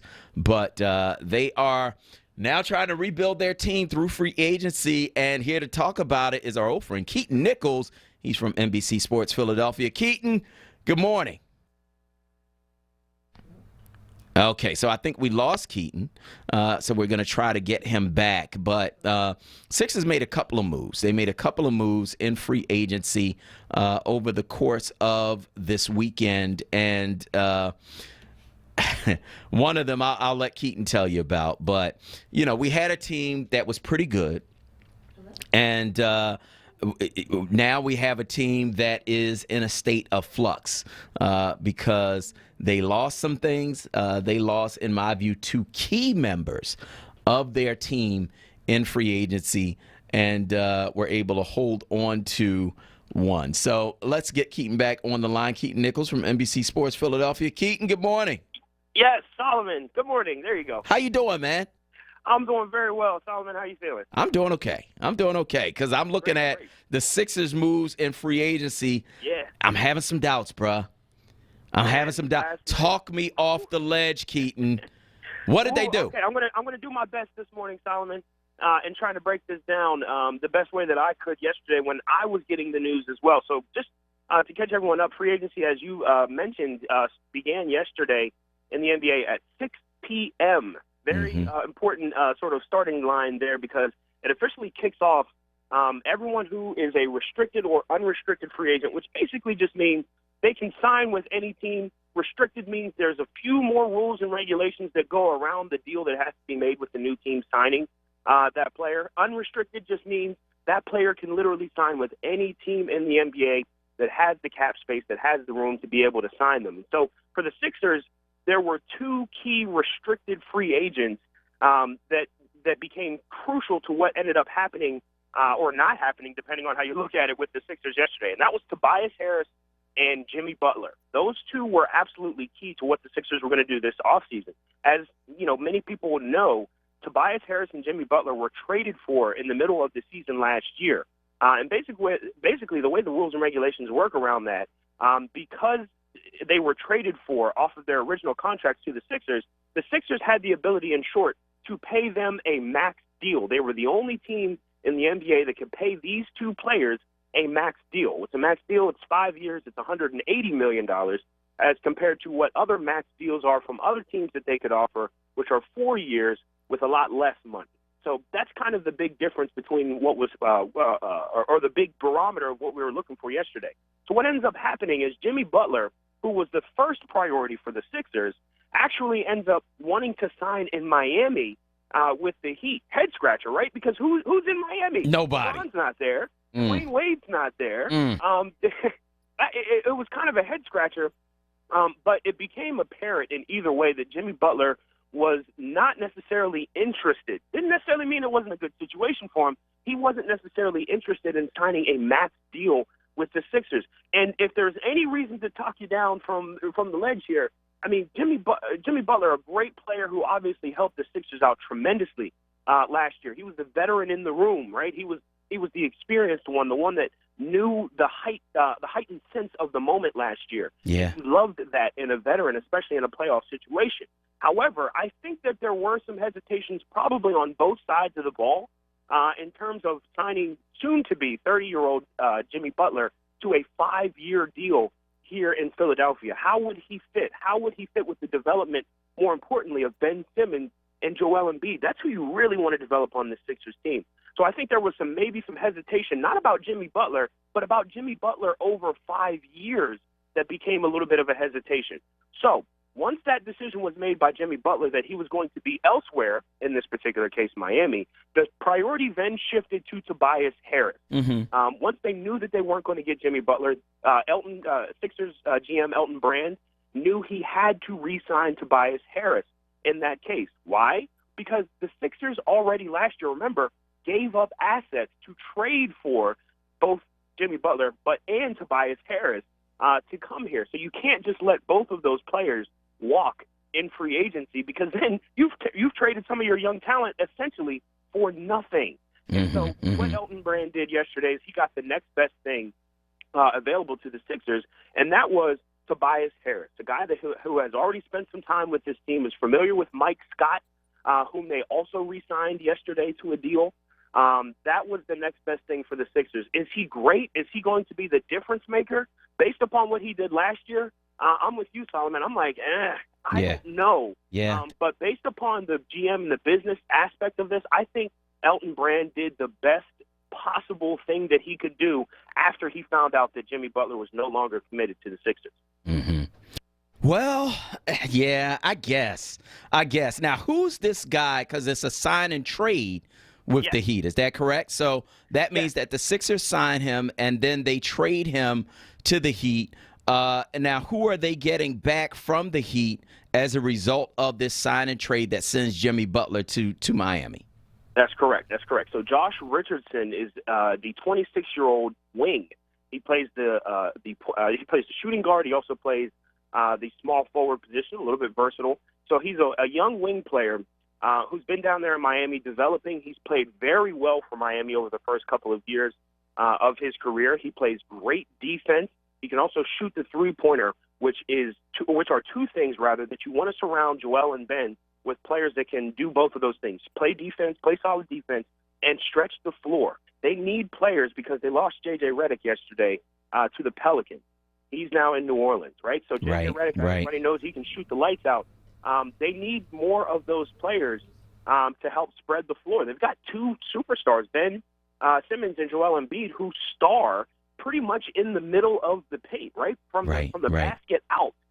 That's where their heat map, so to speak, is. So if you got guys like Josh Richardson that they got from Miami in this sign and trade that can help spread the floor, shoot the corner three, things like that, that's really going to help out with the way that Ben Simmons is supposed to develop and what Joel Embiid can do in the paint. So Josh Richardson from Miami, a very good, not a great, but a very good wing player that should be able to help. And just a little bit of logic behind that, Solomon, too, behind the sign and trade idea. But Jimmy Butler, like I said, it became clear at some point that Jimmy Butler was going to leave Philadelphia and he wanted to sign somewhere else. And so what that sign and trade basically does is it guarantees that, since Jimmy Butler was our player in the first place and he's restricted, that guarantees that the Sixers got some value out of that deal. Effectively, Miami has to foot the bill for Jimmy Butler's contract, and we get a player out of that in Josh Richardson. So another one of those deals where you wish, obviously, that a better outcome happened, but given what did happen, the Sixers did end up getting assets back out of that. So is that the only player they're getting from Miami? Just one guy? As it currently stands, yes. That is the only player that and no draft picks from Miami. No draft no picks? draft picks in that one, and that's when a lot of people were upset yesterday. Hey, can we get a second-round pick? Can we get a first-round pick? Miami's going to be bad the next couple of years. There's no way Jimmy Butler's going to lead that team to anything successful, right? This is what you're thinking if you're a GM. Maybe you can squeeze an extra pick out of that, but it becomes difficult again because now Miami, is taking on this contract, which, of course, it's free agency. They can do whatever they want. But if they're taking on the contract, I'm sure they didn't want to give up too many assets and have to still pay Jimmy Butler as well because, remember, that team doesn't have a whole lot of talent on it at all. So however they plan on winning games this year, they wanted to retain as much as they could, and the Sixers squeezed the only thing that they could get out of that, which is a pretty decent player on the wing. All right. Well, we'll see, man. And now the other thing they did, they got Al Horford. Al Horford is 33. He's coming from Boston, so, I mean, at the very least, he won't be killing Joel Embiid like he was when he was with Boston, right? Amen. Big signing, actually. It's $109 million is the total for that contract. Some people look at that, and by some people I mean me, Solomon. I look at that and say, whoa, $109 million for a 33-year-old basketball player. A bit of a risk. Al Horford was in a very interesting position. He is 33 years old, but among, I think, a rare group of centers in the NBA, and you just mentioned it, right, that kind of has that kryptonite against centers like Joel Embiid. There's only a few centers in the league like Al Horford really left. He's a traditional defensive first, rebounding first, always in position to make a play type of center. He's not very athletic. He's not a guy that's going to be dunking on you from the foul line. He's not going to be a guy that's going to be scoring you 35, 40 points in a particular game. He's a guy that's where he goes where he's supposed to go, and he does what he's supposed to do. I like that move from the Sixers in that behind Joel Embiid last year, it was very difficult to find a capable backup big man. They had Jonah Bolden in there who's developing and growing, and I think is going to be good or better, I should say, eventually. But he wasn't getting it done. Obviously, at the end of the year, signing Greg Monroe was just a depth move. Yeah. He provided not really a whole lot off the bench either. And the other he couldn't make a layup. He couldn't make a layup. He couldn't make a layup. Frustrating to see. Gosh. I mean, it was like he would get offensive rebounds, he'd put it back up, a left-handed inside big man, and he just couldn't finish. And so I think that efficiency that they lost, especially in that last game of the Toronto series, you saw 3 out of the final 4 possessions for the Sixers. They ran it all the way to the end of the shot clock and didn't even get a shot up. Yeah. That was a problem. That was something where you needed your big men to be screening up at the top of the key to free up some of those shooters. They weren't able to do that in that game and at certain points after Joel Embiid came off the floor last year. That should be really shored up so long as Al Horford stays healthy. So I do like that signing. It's a solid signing. It's not a big splash, though, which is what happened yesterday in free agency. A lot of big splash. Yeah, well, we'll see. Keaton, I want to thank you so much for joining us this morning on WURD. No problem at all. Anytime, Simon. All right. All right. Talk to you later. That's Keaton Nichols from NBC Sports Philadelphia talking about the Sixers' moves in free agency. Of course, we're talking about that and a bunch of other stuff as well. Donald Trump taking 20 steps into North Korea. I'm like, dude, you got 20 steps you need to take here right now before you even get out the bed in the morning. There's some steps you need to be taking here. I don't care about you taking steps in North Korea. The only thing that does is promote Kim Jong-un, in my view. Also talking about some other things that are happening. Cultural appropriation. Kim Kardashian at it again. Stealing the word kimono from Japanese people. Of course, a real kimono is a robe. It's a long robe with wide sleeves that has been around since the year 645, right? But she has now, she wants to trademark that name and use it for a clothing line that she has, tight clothes. So it's just a different thing. It's not even what a kimono originally was. And so she's taking that word and applying it to something else and getting paid from it. That's cultural appropriation. That's when you say, yo, run that. That's mine, right? I'm taking that, and I'm getting ready to get paid for it. Matter of fact, if you want to use your own stuff, you now got to pay me to use it. I want to know what you think. 215-634-8065 is the number that you can call to get in. Let's go to the phone lines and talk to Carl from Northern Liberties on line 1. Good morning. Hey, good morning, Solomon. How you doing? Always enjoy your program. Thank you. I want to talk about something that I think is even more devastating to our community than cultural appropriatism. However, and that thing is the advertising industry, TV as well as print, constantly reinforcing colorism in our community by showing African American men constantly with white women or light-skinned women, and very seldomly showing darker-skinned women, who are the majority of our women, with our men. I think it is more devastating. You see it in car advertisements, mattress advertisements, insurance advertising, perfume, everything, go on and on and on. And it's affecting male-female relationships. And as I said, promoting that colorism thing that is so devastating in our community. Just wondering what your thoughts are on that. You know what? That's an interesting thing, because I watch advertising very, very closely because the pictures are worth 1,000 words. And you're right. They really do not show dark-skinned black women in the proportion that they should, and that they are really represented in our society.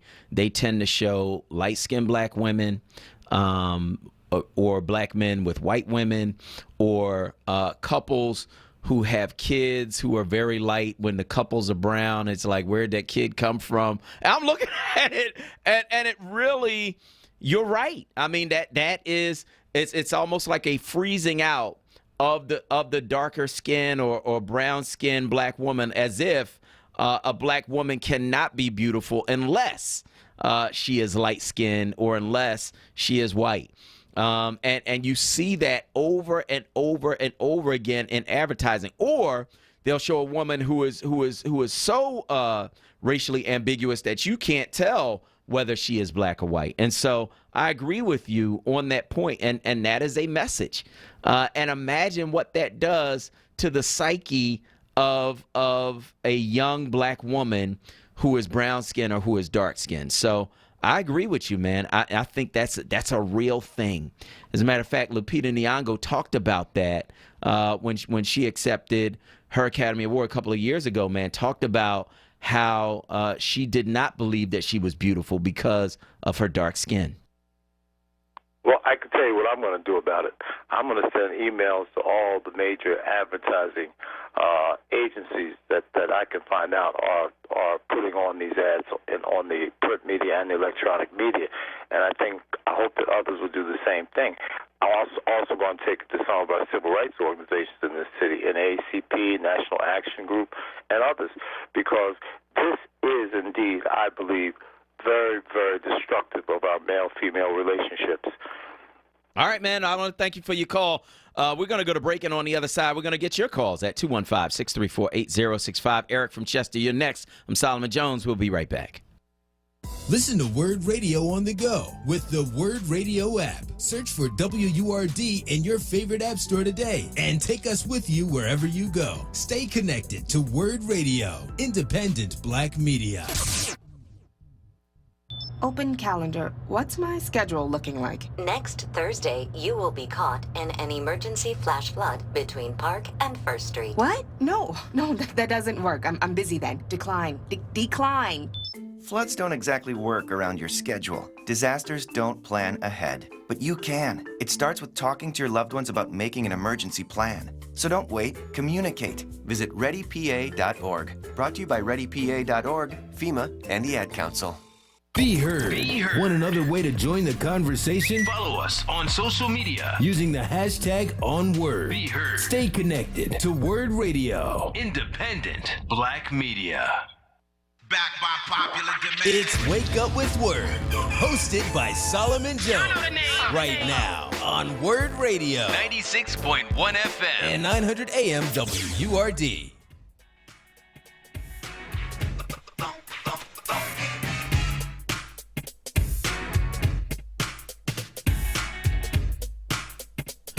Good morning. This is Solomon Jones on 900 AM and 96.1 FM, WURD. Speaking of lyricists, that's right, Kumo D. All right, don't get it twisted. The bull was bad. Started with the Treacherous 3, and then embarked on a solo career. Made a lot of noise in a pseudo rap battle between himself and LL Cool J. Both of them, I think, did well in that because they were able to sell records, right? Kumo D did How You Like Me Now. LL Cool J said Mama Said Knock You Out. Like they were able to and take their lyrical skills and use those in order to make money. And did it in a way that did not necessarily hurt our community, did not give us negative messages, did not promote violence and drug dealing, right? They didn't do all of that. They battled each other, and they did so through their lyrical skills. And you know, we got a call earlier about black folk being mad, hearing white people playing black music with the N-word in it. And in my view, there's a simple solution. Stop making music with the N-word in it, right? Stop doing it. Then you ain't got to worry about nobody else playing it. Ain't got to worry about nobody else saying it. You ain't got to worry about none of that. Ain't got to worry about them getting on the stage with you. Like, there was an artist a little while back, and I know y'all will remind me of who it was. I can't remember.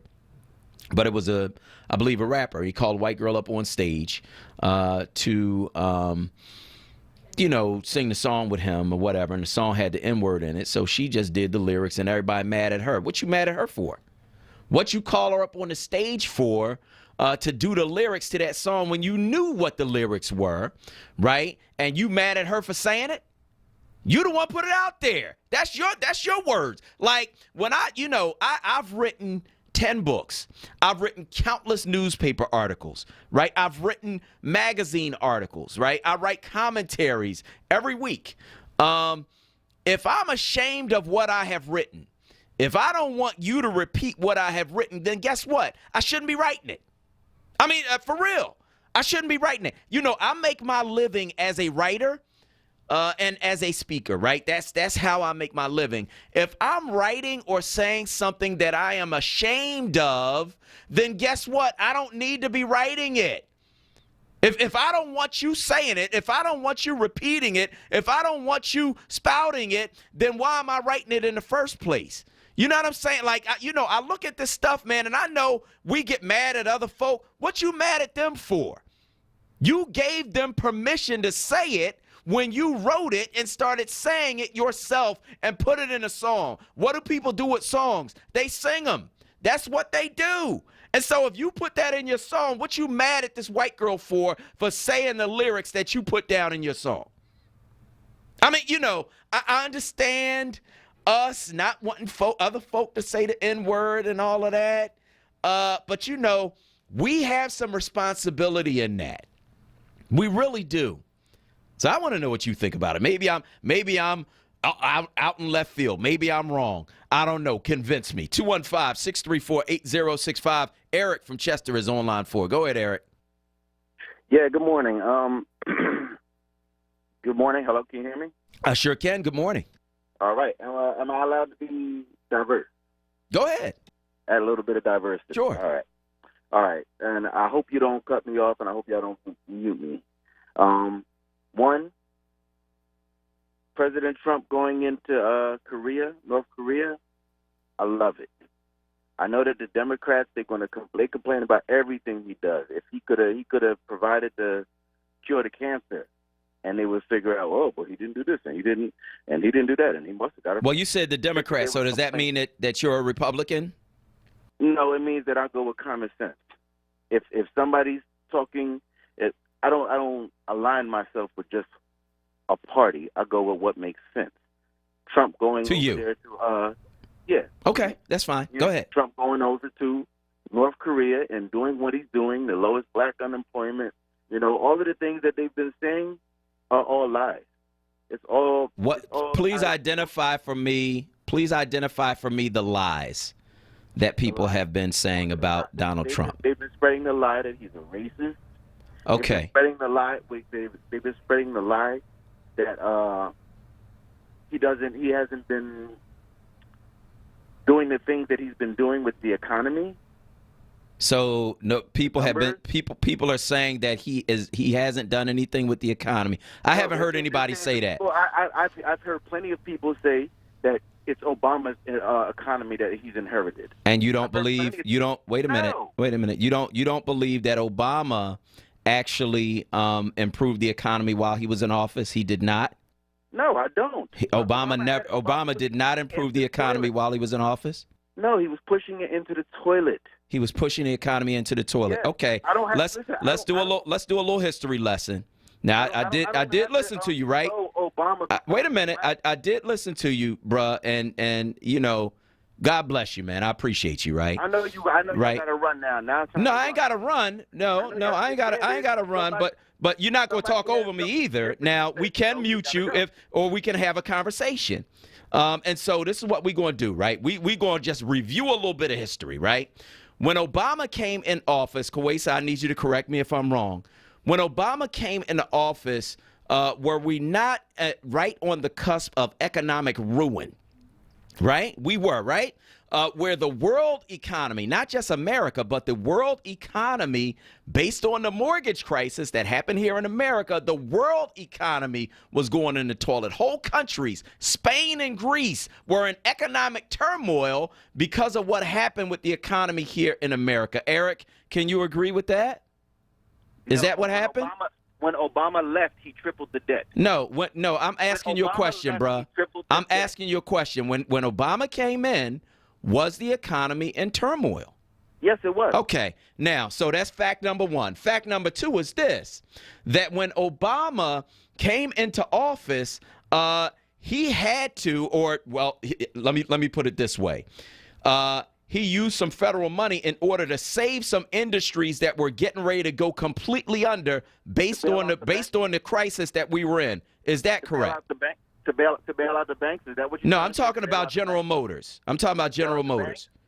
Right? Did he do that? No. Yes, he did. Yes, he did. That's now you talking about people lying.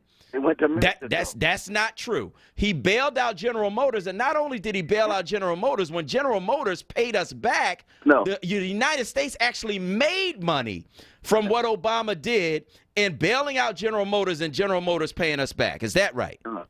That's wrong too, right?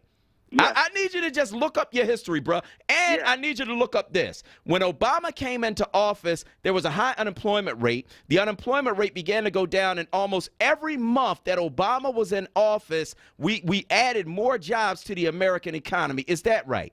No, that's a lie. No, it's not. No, it's not. I can't with you because you won't acknowledge the truth.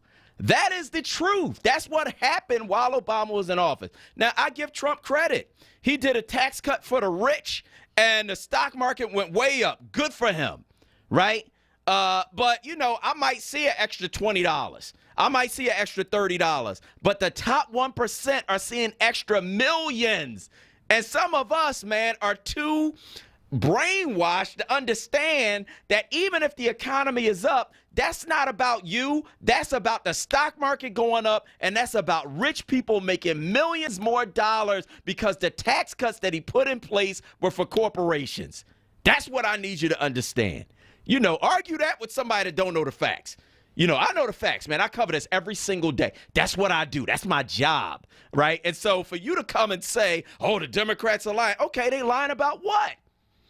They lying and saying that he didn't improve the economy. Ain't nobody say he didn't improve the economy, but you have to acknowledge that the road back to economic stability started with Obama. You got to acknowledge that. Ain't nothing wrong with acknowledging that. And you can give Trump his props for giving the top 1% a huge tax cut and a better stock market. Ain't nothing wrong with that. You know what I mean? But to act like it really helped us, I might see an extra $20. That's nice. I could buy my kids a hoagie. That's nice. You know what I mean? And a soda, because soda high. So I need that $20 because we got that soda tax because soda high, right? So I get that $20, buy them a hoagie, a bag of chips, and a soda. And great. Thank you, Trump. I appreciate it. You know what I mean? But ain't nobody lying. And especially ain't nobody lying about his record on race. Now, for you to say that, bruh. You know, get off the golf course and go to the basketball court. Get around some of our folk. You know what I mean? Talk to some of us and just, you know, get your mind right. Let's go to Hariah from Ardmore on line one. Go ahead, Hariah. Oh, my God. If you're going to call up, don't be a liar. He lying. Don't be a liar. He lied from the beginning saying he wasn't a Republican. Oh, my God. I go with common sense.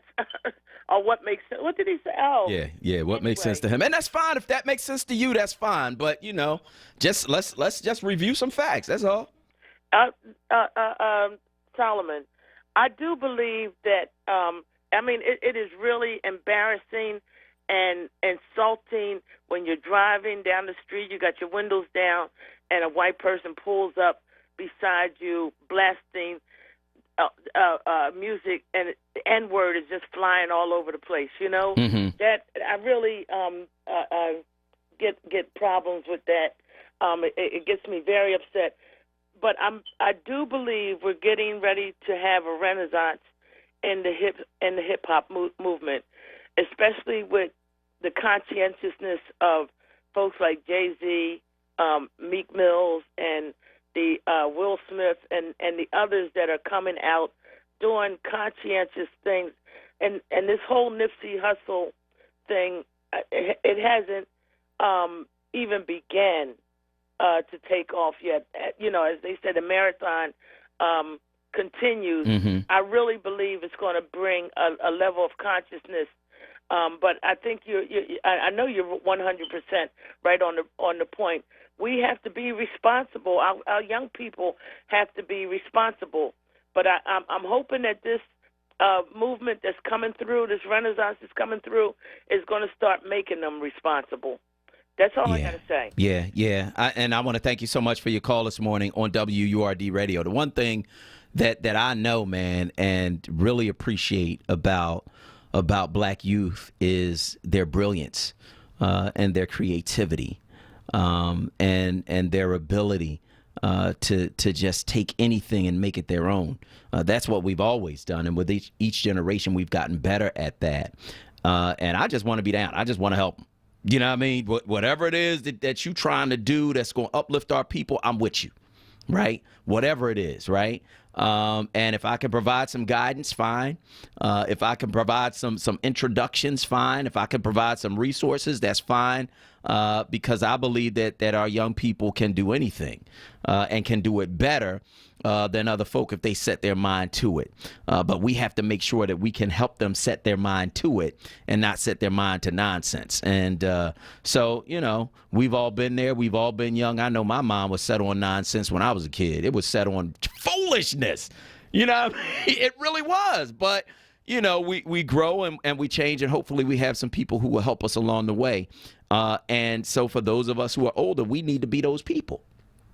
We need to be those people who are going to help our young folks along the way. Let's go to Brother Joe from Germantown on line 3. Go ahead, Brother Joe. Hey, Brother Solomon, Queen Quace, and Sister Valerie. How y'all doing this morning? Good, man. How you? I'm doing fine. Praise be to Allah. Let me say this real quick, Solomon. You know, like I told you and your colleague Michael Core, it just amazes me, Brother Solomon, as a 57-year-old black man, when I heard some of these Negroes call up, and they swear they saying something slick to call Eric because they support Trump. Here's a man who had no respect for your humanity. I mean, here's a man that they call your black countries S-hole countries, refer to you as the blacks, allowed them to Central Park 5, called them brothers. Even if they was factually proven innocent, he still said they was thugs and scumbags. And you as a black man, you swear you saying something slick, you support somebody who don't even. If that Negro was on fire, Solomon, he was on fire. Trump wouldn't even spit on him to put the fire out. I mean, just amazing with these Negroes. They swear they saying something slick when they call a black radio station and say they support Trump. I mean, these guys, boy, I'm no carrier for the Democrat Party. I got issues with them too, but I got enough damn sense, as Brother Malcolm said, to know that these people don't care nothing about me and stuff, man. And Trump is one of them and stuff, man. It just boggles the mind of some of these self-hating Negroes, boy. They try to couch it and some kind of intellect. You can couch it any way you want to, Eric, and these other people support Trump. But you're a fool as a black man or woman to support somebody who don't even respect your humanity. You're a fool. Simple as that. A fool. You know. Mm-hmm. Well, anyway, Simon, thanks, man. I'm sorry I wasn't able to make it out Friday, man. How did y'all do on the barbecue thing? Because I wasn't able to make it out. My schedule was so booked Friday that I just couldn't make it out to Friday, Simon. I hope you and your son won, man. You know? We did not win. But I made sure my son won. I slid him some money and said, "You won anyway, man. Here goes some cash." You know what I mean? So we appreciated him and appreciated my wife and Brother Akbar also. Just getting involved in that. And so we appreciated them. Now, I want to make a correction. Now, GM did pay back its bailout money. They paid out those loans, but the U.S. did have a net loss from that bailout in terms of the money. But we were able to keep those jobs. And so it depends on how you look at it. But the GM bailout, they did repay the money, but we had a net loss on that bailout.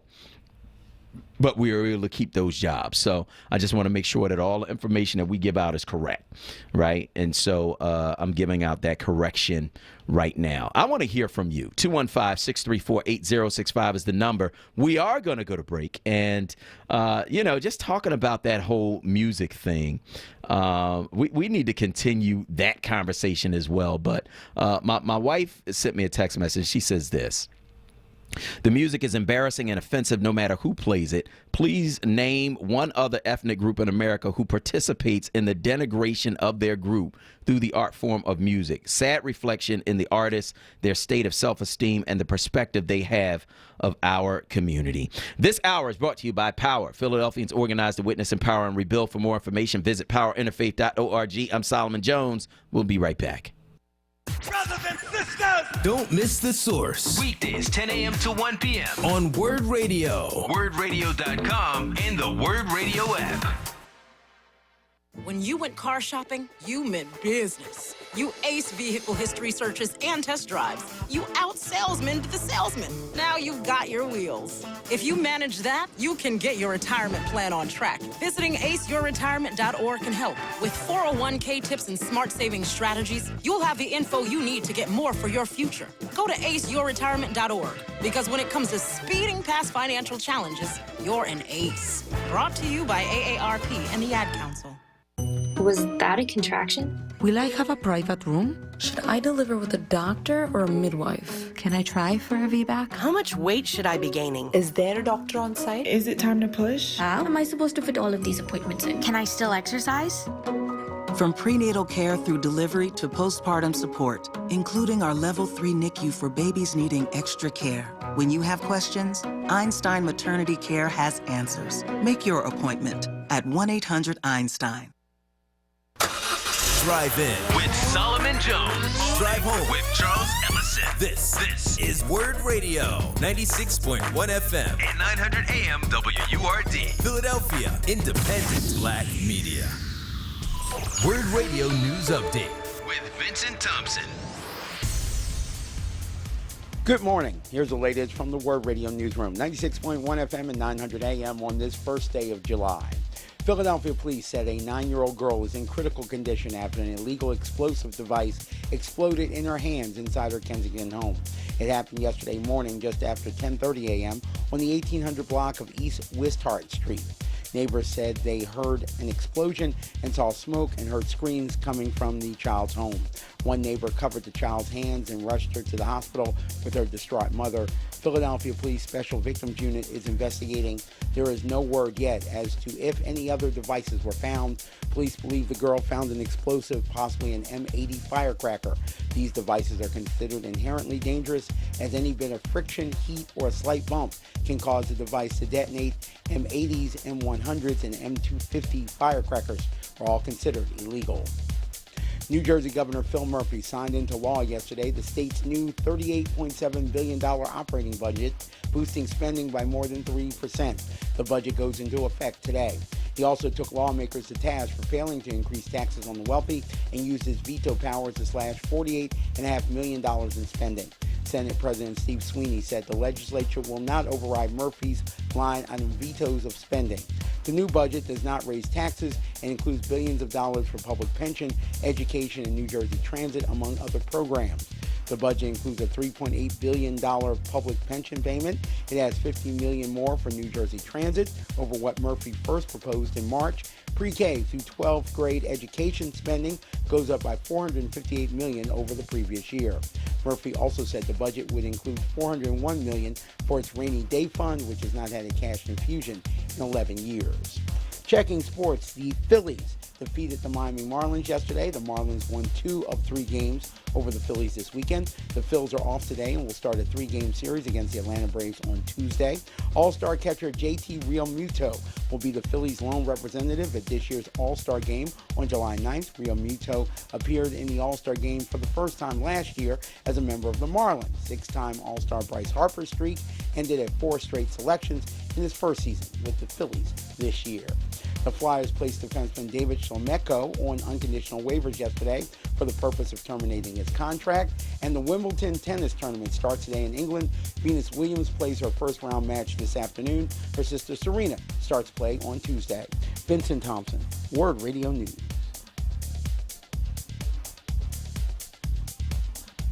Back by popular demand. It's Wake Up with Word, hosted by Solomon Jones. Right now on Word Radio. 96.1 FM. And 900 AM WURD.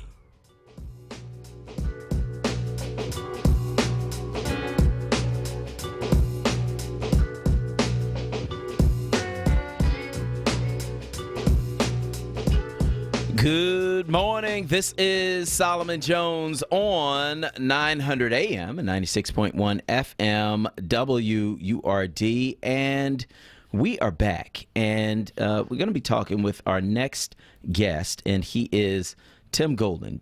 Tim Golden, of course, is a lawyer and critical race theorist. He's professor of philosophy, legal studies program coordinator, and director of the Donald Blake Center for the Study of Race, Ethnicity, and Culture at Walla Walla University. For 20 years, he was a criminal defense attorney in Philadelphia and in the federal courts. Tim, good morning. Good morning, Solomon. How you doing today? I'm doing well. How you doing? I'm blessed to see another week, man. I know that's right. So CNN had a special report last night called The State of Hate, the explosion of white supremacy. And it just made me think about some of the things that we have talked about over the years and the roots of white supremacy in America. Talk about that. How deeply rooted is white supremacy in this country? Oh, Solomon, it is legislated into the political foundation, the social foundation, the cultural foundation, in many cases, the theological foundation, if you're a Christian, of America. All of those various aspects of America have at their core the belief that to be white is to be socially, culturally, theologically, politically, and legally superior, which is the very definition of white supremacy.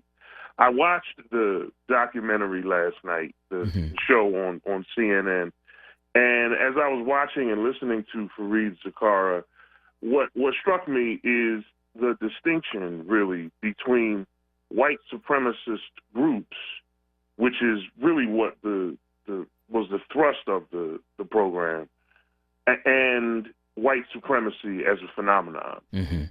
As a phenomenon, white supremacy really functions independent of individuals.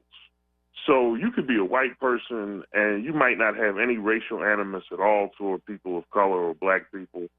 But in the end, in virtue of the fact that you are white, you are a beneficiary of white supremacy, whether you want to be or not. And this is the very idea of white privilege. So as I watched it, that was one thing that went through my mind. And the other thing that went through my mind is, Solomon, the subtitle of the program was The Explosion of White Supremacy, I believe. It's called The State of Hate, The Explosion of White Supremacy. And as I'm watching it, I'm thinking to myself about that title, and I'm thinking, what we've seen in recent years is a spate of violence, right, in America and around the world that comes from white supremacist groups. So in that sense, it's an explosion. But in another sense, it's really, in America, it's really who we have always been. This is not really anything new to black people in America. Racial violence has become part and parcel of everyday life if you are an African American. Whether the racial violence comes from someone in the Klan that wants to hang you from a tree in Mississippi or Alabama, or whether it comes from a police officer who posts racist statements on Facebook or Instagram, and you have to worry about living in Philadelphia in 2019 and whether or not you're going to make it out of a roadside encounter with a police officer alive. So it sadly has become a way of life for many black people, and it troubles me a little bit when I see people act surprised at the spate of racial violence, because what if we accepted the reality that white supremacy isn't an aberration, but maybe it's who we really are as a country, and if you don't come to that realization, you're never going to solve the problem. Maybe these incidents, although they are certainly overt and they give the appearance of being something recent and different and new and so forth, they're really not, Solomon. They really aren't. They're really. What if these things are just illustrations of who we really are as a country? Have you noticed you haven't heard anything about the Tea Party since Barack Obama's left office? No, you have not. No, you have not. You haven't heard anything about the Tea Party. Not a word. Barack Obama has left office. And the Tea Party became the precursor to the politics of President Trump that is now resonating with members of white supremacist groups. That was another aspect of the documentary on CNN that I found to be really disturbing, is that President Trump's rhetoric is, in some cases, taken directly from the spirit and the sentiment of these white supremacist groups. So this is the country that we live in, and this is, I think, who we are. And if we never face who we are, we can never change.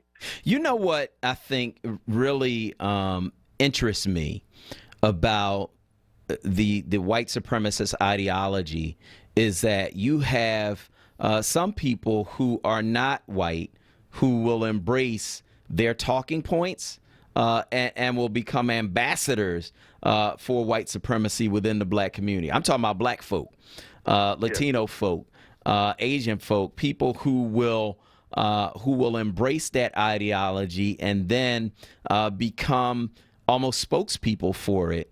Where does that come from, Tim? Well, I think what happens is you're always going to have, I think it comes from a desire, in some cases, at least in the black community, I think it comes from a desire in which people of color, in which black people say, listen, you don't want to have anything to do with us, fine. That's okay. You stay where you are, I stay where I am. You have your view of the world, I have mine, and let's just stay away from each other. This became this was part of the idea early in the 20th century when W.E.B. Du Bois is writing, and he basically says, listen, we have to preserve the races, we have to preserve the notion of race because there's a real culture surrounding it. And I think in some cases, in the black community in particular, you get this kind of it isn't really a validation of white supremacist thinking all the time. Sometimes it's an affirmation of one's own identity in response to hatred. And it's an affirmation that says, okay, for example, black people in America, you want to give us lemons, we'll take the lemons and we'll make lemonade. And so you don't want to let us into your colleges and universities, we'll have historically black colleges and universities. You don't want to let us into your organizations, then we'll have our own organizations. And so a lot of it is conceived, I think, in it, I wouldn't say it's so much at becoming an ambassador for white supremacy as much as it is trying to preserve oneself in the face of racial violence.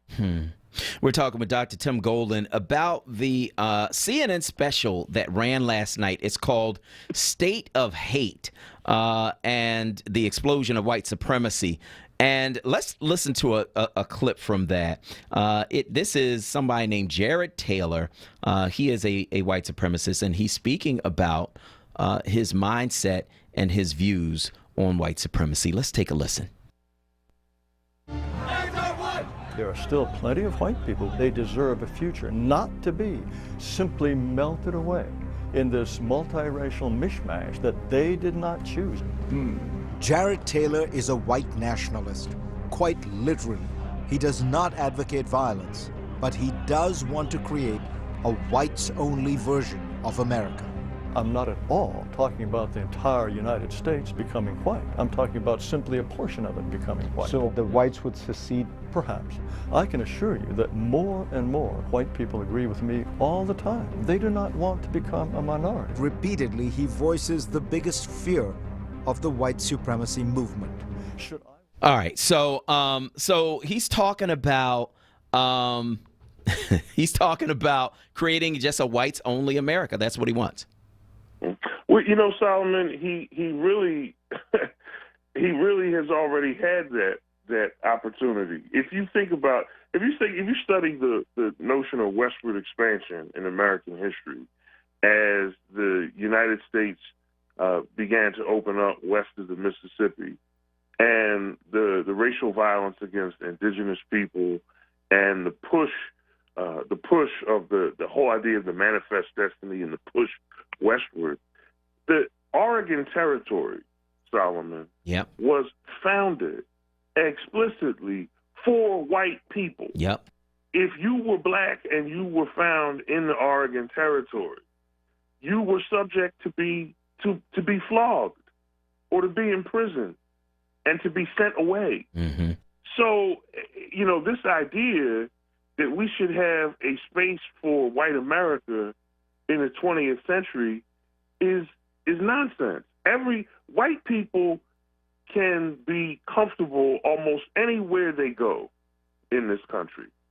So the idea that they have to have a space that is uniquely theirs and that's just for them, for the preservation of their culture, it's silly. Yeah, but that's where we are. And so in dealing with the reality that this is something that is ingrained in, as you said, the criminal justice system, and all of the systems that are in place in America, our political system and every place. How do you then combat that? How do you deal with that if you are a non-white person or even a white person who doesn't believe in that? How do you combat it? Solomon, we always come to this question, and I have to say this, and it's going to sound crazy, but just because something is impossible doesn't mean you don't try to do it. And it might not be possible to ferret out racial bias of police officers, but the movement that you have started in Philadelphia is an attempt to do that.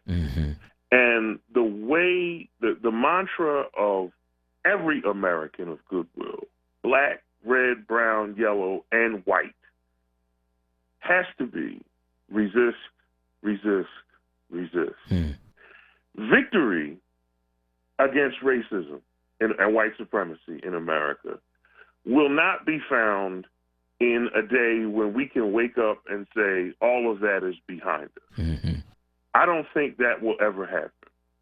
But instead, the victory is found in never giving up. The victory is found in the struggle itself. Derek Bell, the founder of critical race theory, tells the story of a woman he met in Mississippi named Mrs. Biona McDonald. And when he asked her how she remained so vigilant during the civil rights struggles of the 1950s and 1960s, she said to him, "I lived to harass white folks." Mm-hmm. And Derek Bell uses that story as the point of departure and really the foundation for his methodology of racial realism, which is a method that says, listen, since racism is permanent, let's roll up our sleeves and get to work to fight against it, even though we can't eliminate it. So it's a profoundly moral idea that people of goodwill, whether they are white or black, ought to be engaged in a struggle against an evil that they cannot overcome. And I think that's the solution. That's the solution that isn't really a solution to this problem. I hear you. That is Dr. Timothy Golden. He is professor of philosophy, legal studies program coordinator, and director of the Donald Blake Center for the Study of Race, Ethnicity, and Culture at Walla Walla University. For 20 years, he was a criminal defense attorney in Philadelphia and in the federal courts. Tim, thanks so much. Thank you for having me, Solomon. All right. Next week. All right. Talk to you next week. So I want to hear from you. Give us a call, 215-634-8065. That's 215-634-8065. We got a caller on the line. We're going to get to him on the other side of this break. Dennis from South Philly, you're next. If you want to get in, it's 215-634-8065. I'm Solomon Jones. We'll be right back. Reality check. Reality Check, hosted by Charles Ellison, Monday through Thursday, 4 p.m. till 7 p.m. right here on Word Radio, 96.1 FM and 900 AM WURD. Streaming live on WordRadio.com. This is Word Radio, independent black media. What's up, everyone? I know you know the word. No, not the station, but the word. J-O-B, that is. And our friends at Amoroso's Baking Company are hiring right now. Amoroso's has been baking the delicious breads in our community for over 100 years, and they want you to join their team today. The old and the young love Amoroso's, and they're hiring right now. Check it out. They offer fair pay and provide health, dental, and prescription plans after 90 days of employment. Call Scott Drummond at 856-754-0360 or visit amorosos.com for details. It's Wake Up with Word, hosted by Solomon Jones. Good morning. Right now on Word Radio, 96.1 FM and 900 AM WURD.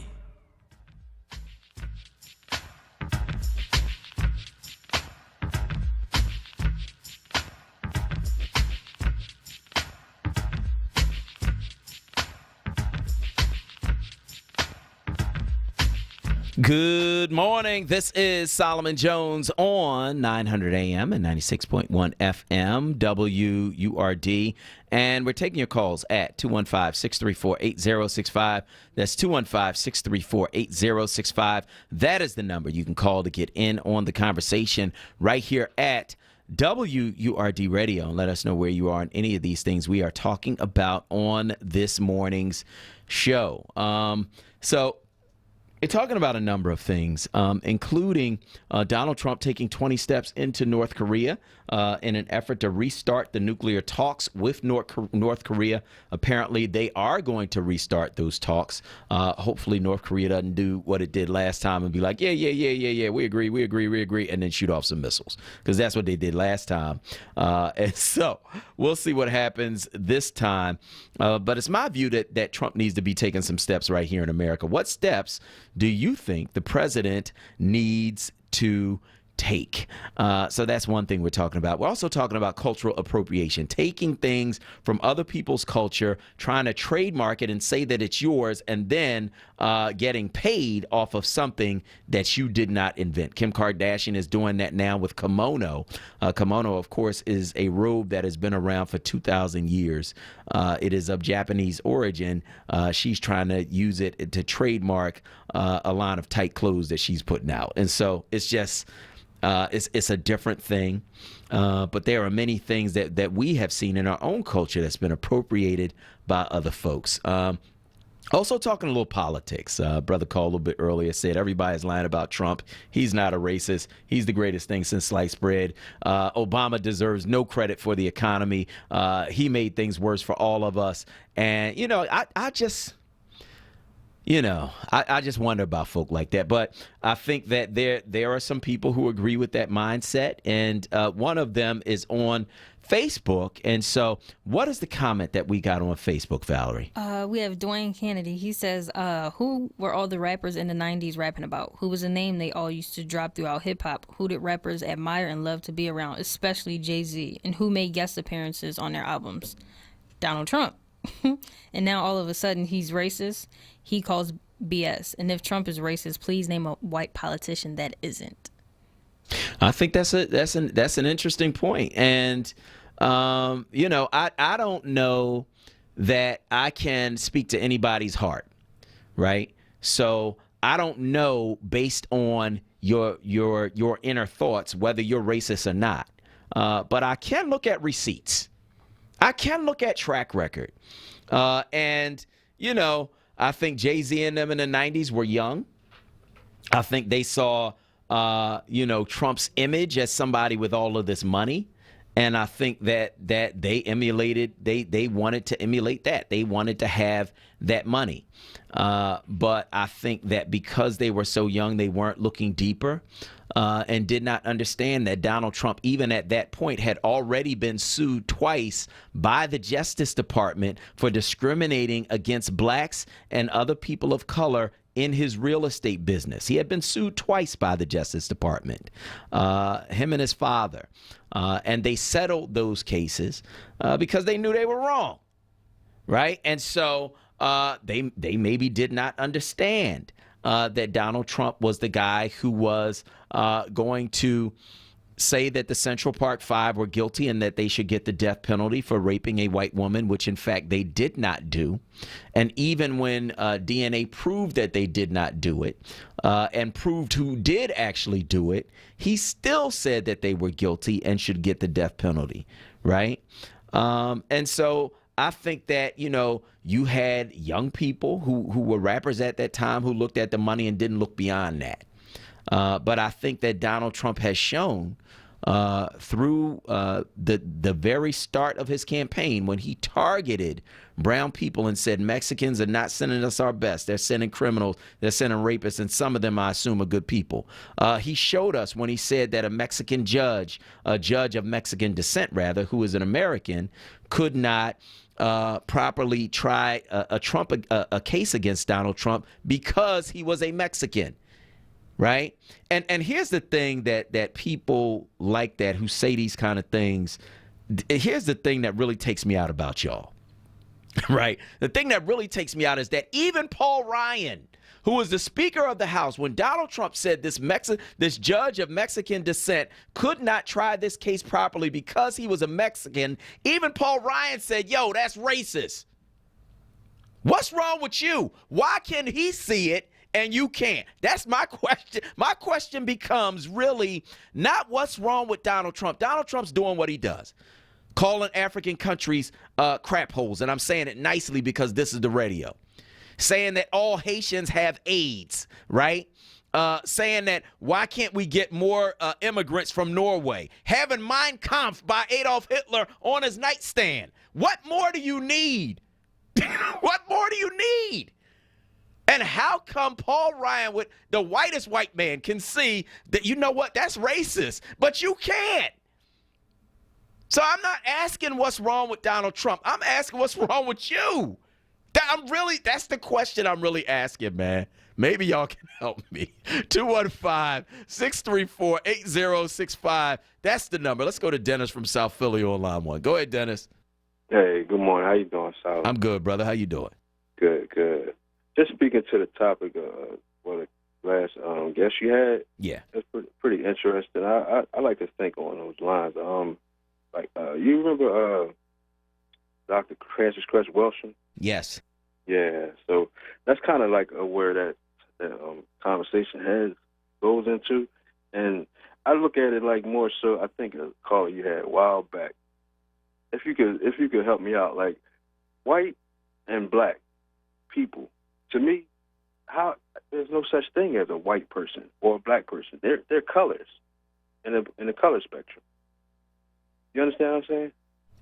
So the label of when you assimilate to that label, either white or black, you fall under those, whether it's privilege or oppression. For people to, like, all right, for instance, Polish or whatever culture came over here, they came over here as they were, where they came from. Then into the system, they was offered to be assimilated as white people under the census, so that way they can receive certain perks. You understand where I'm getting at? I'm trying to get to where you're getting at. So I hear you saying that there's no such thing as a white person, there's no such thing as a black person, and that when folks came from Poland or from whatever European country they came from, they were allowed to assimilate into whiteness in order to get certain perks. So what is your point? So the point is, when that label is accepted, and this is the fight. This is the white supremacist fight. This is the fear. It's a form of fear. Why would Jordan stop winning 8 rings, 6 rings, how many ever ring? He gonna just give up a championship to the Knicks because they don't have a championship? No. White supremacy and indoctrination. They're looking at us. We created all these modes: religion, spirituality, politics. All these things come. We are the creators as a people. On our DNA, this is our stamp. Mm-hmm. And so, what is your point? No, the point is the mindset, the mindset of a white supremacy and oppression. And indoctrination and unindoctrination. Certain people cannot be. Okay, so what are you saying that? Because I hear you saying a lot of stuff. I'm trying to wait for you to get to the bottom line, because I think that you're saying that there's no such thing as white and black, and in some ways I agree with you. I think we're all human beings, right, that have different skin color and come from different places, and that is why we have these different skin colors, right? I think that you're right that black folks invented religion and culture and civilization. I think that you're right about that. What I'm trying to get to is what your bottom line is. What is it that you're trying to convey? So the bottom line is, what I'm trying to convey is, inside of this United States and under this Constitution, it forms the indoctrinated mindset. When you assimilate into it and fall under, when you allow yourself to go under these labels. Okay, so what should we do? Should we act like we're not black? No. We do what's in our nature. Sankofa. Reach back, to reach forward. That's our DNA. All right, man. I want to thank you so much for your call this morning on WURD Radio, and thank you for your point. Let's go to the phone lines, 215-634-8065. I was trying to get to the brother's bottom line. I'm trying to really understand and I think what he was trying to say is that we should not buy into the labeling, right? And I understand that point, and I want to thank you for making that point. But the reality is this, that I am in a society where everybody sees what I look like.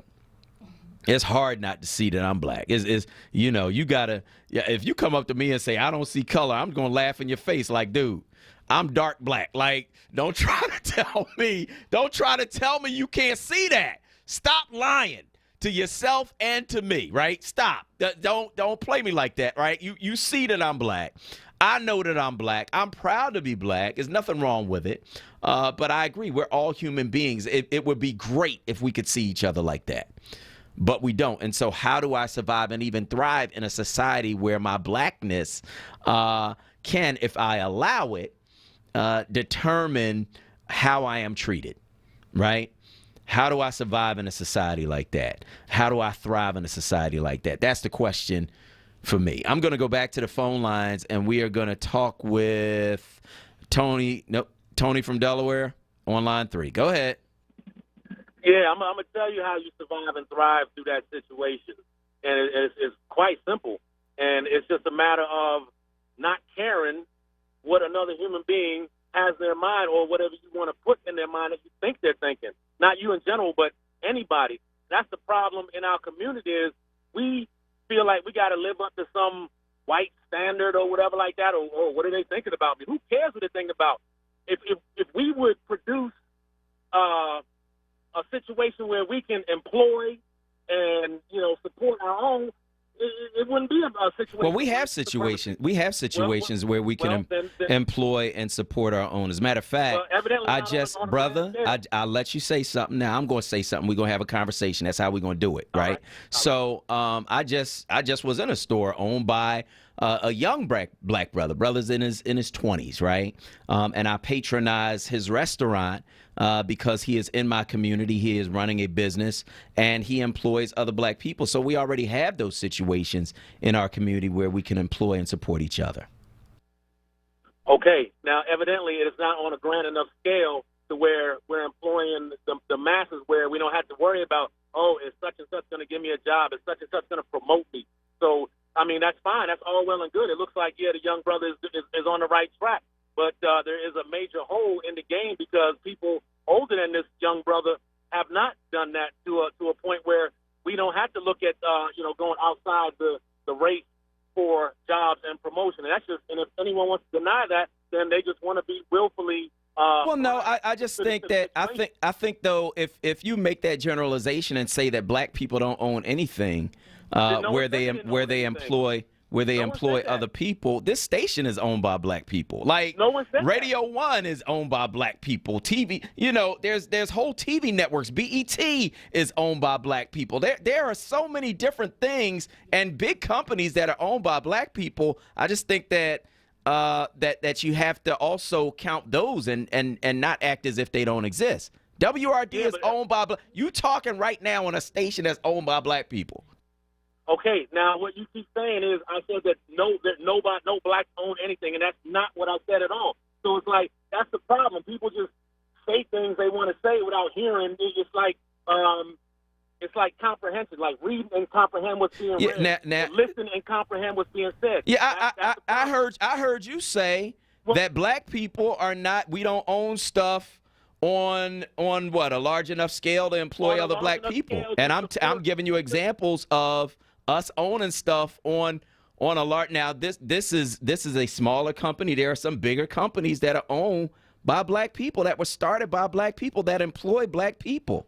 Like, so I don't know what you're talking about. Well, see, because you don't want to know what I'm talking about. No, because what you're saying is not true, and I want to thank you for your call. But how does a billionaire named Robert Smith go to Morehouse and pledge to pay off what, $40 million in debt? How much was it? However much it was, look it up. Tens of millions of dollars in debt if there are no black people who own anything, right? Or very few black people who own anything, right? On a large scale. How does a black billionaire go and pay off all of that debt if there are very few black people who own anything on a large enough scale to employ other black people? I'll give you another example. How does Tyler Perry, right, buy a former Confederate fort? What is it, like 39 acres down there, wherever he is, right? And then make a studio out of it, and then employ other black people and build up a net worth of what, $2.2 billion, something like that? How does he do that if there are not black people who are in position to employ other black people? I think sometimes we are so bent on portraying ourselves as people who aren't doing the right thing that we forget about those of us who are. And I know the brother from Tony from Delaware. I know he's a conservative, and I get it. But bruh, don't just discount all of the black people who are actually doing their thing, employing other black people and giving back to our community, by trying to say, it's just not enough black people on a large scale. Well, why do you think that is? Why do you think that is? Is it because we've been historically cut out of opportunities to have financing through loans? Is it because our neighborhoods have been redlined? Is it because our businesses have not been supported? Is it because we've been sabotaged? Like, why do you think it is you don't have a whole bunch of black people on a large scale employing other black people in a large scale basis? Do you think it's because of some moral shortcoming that we have?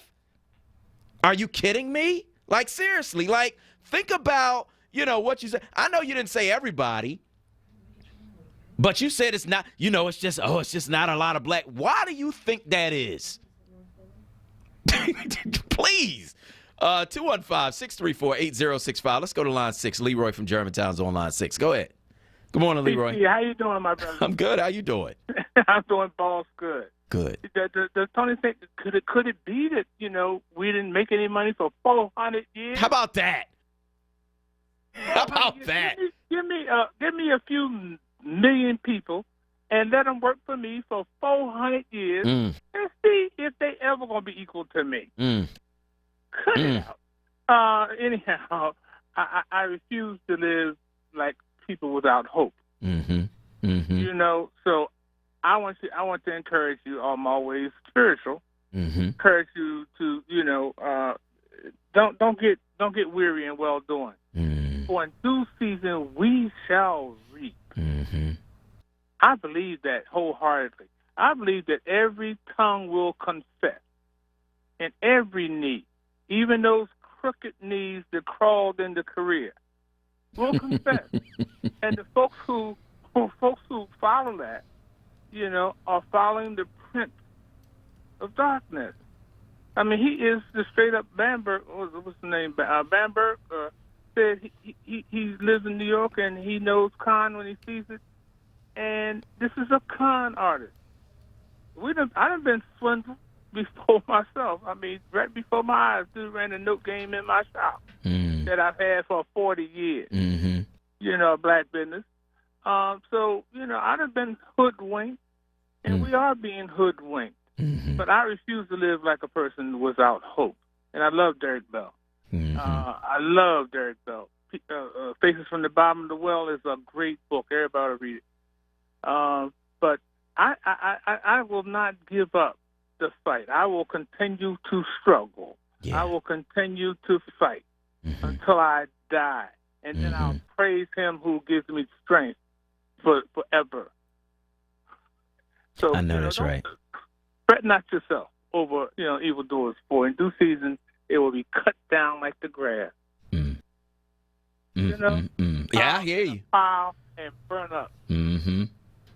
Amen. Amen.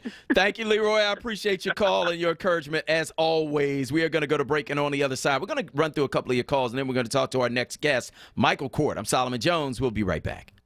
Support independent black media and join the Forward movement now at 215-425-7875 or visit wordradio.com. Lifting every voice till earth and heaven ring. This is Word Radio, 96.1 FM and 900 AM WURD Philadelphia. Black Talk Media. You're waking up with Word, hosted by Solomon Jones. Good morning. Right now on Word Radio, 96.1 FM and 900 AM WURD.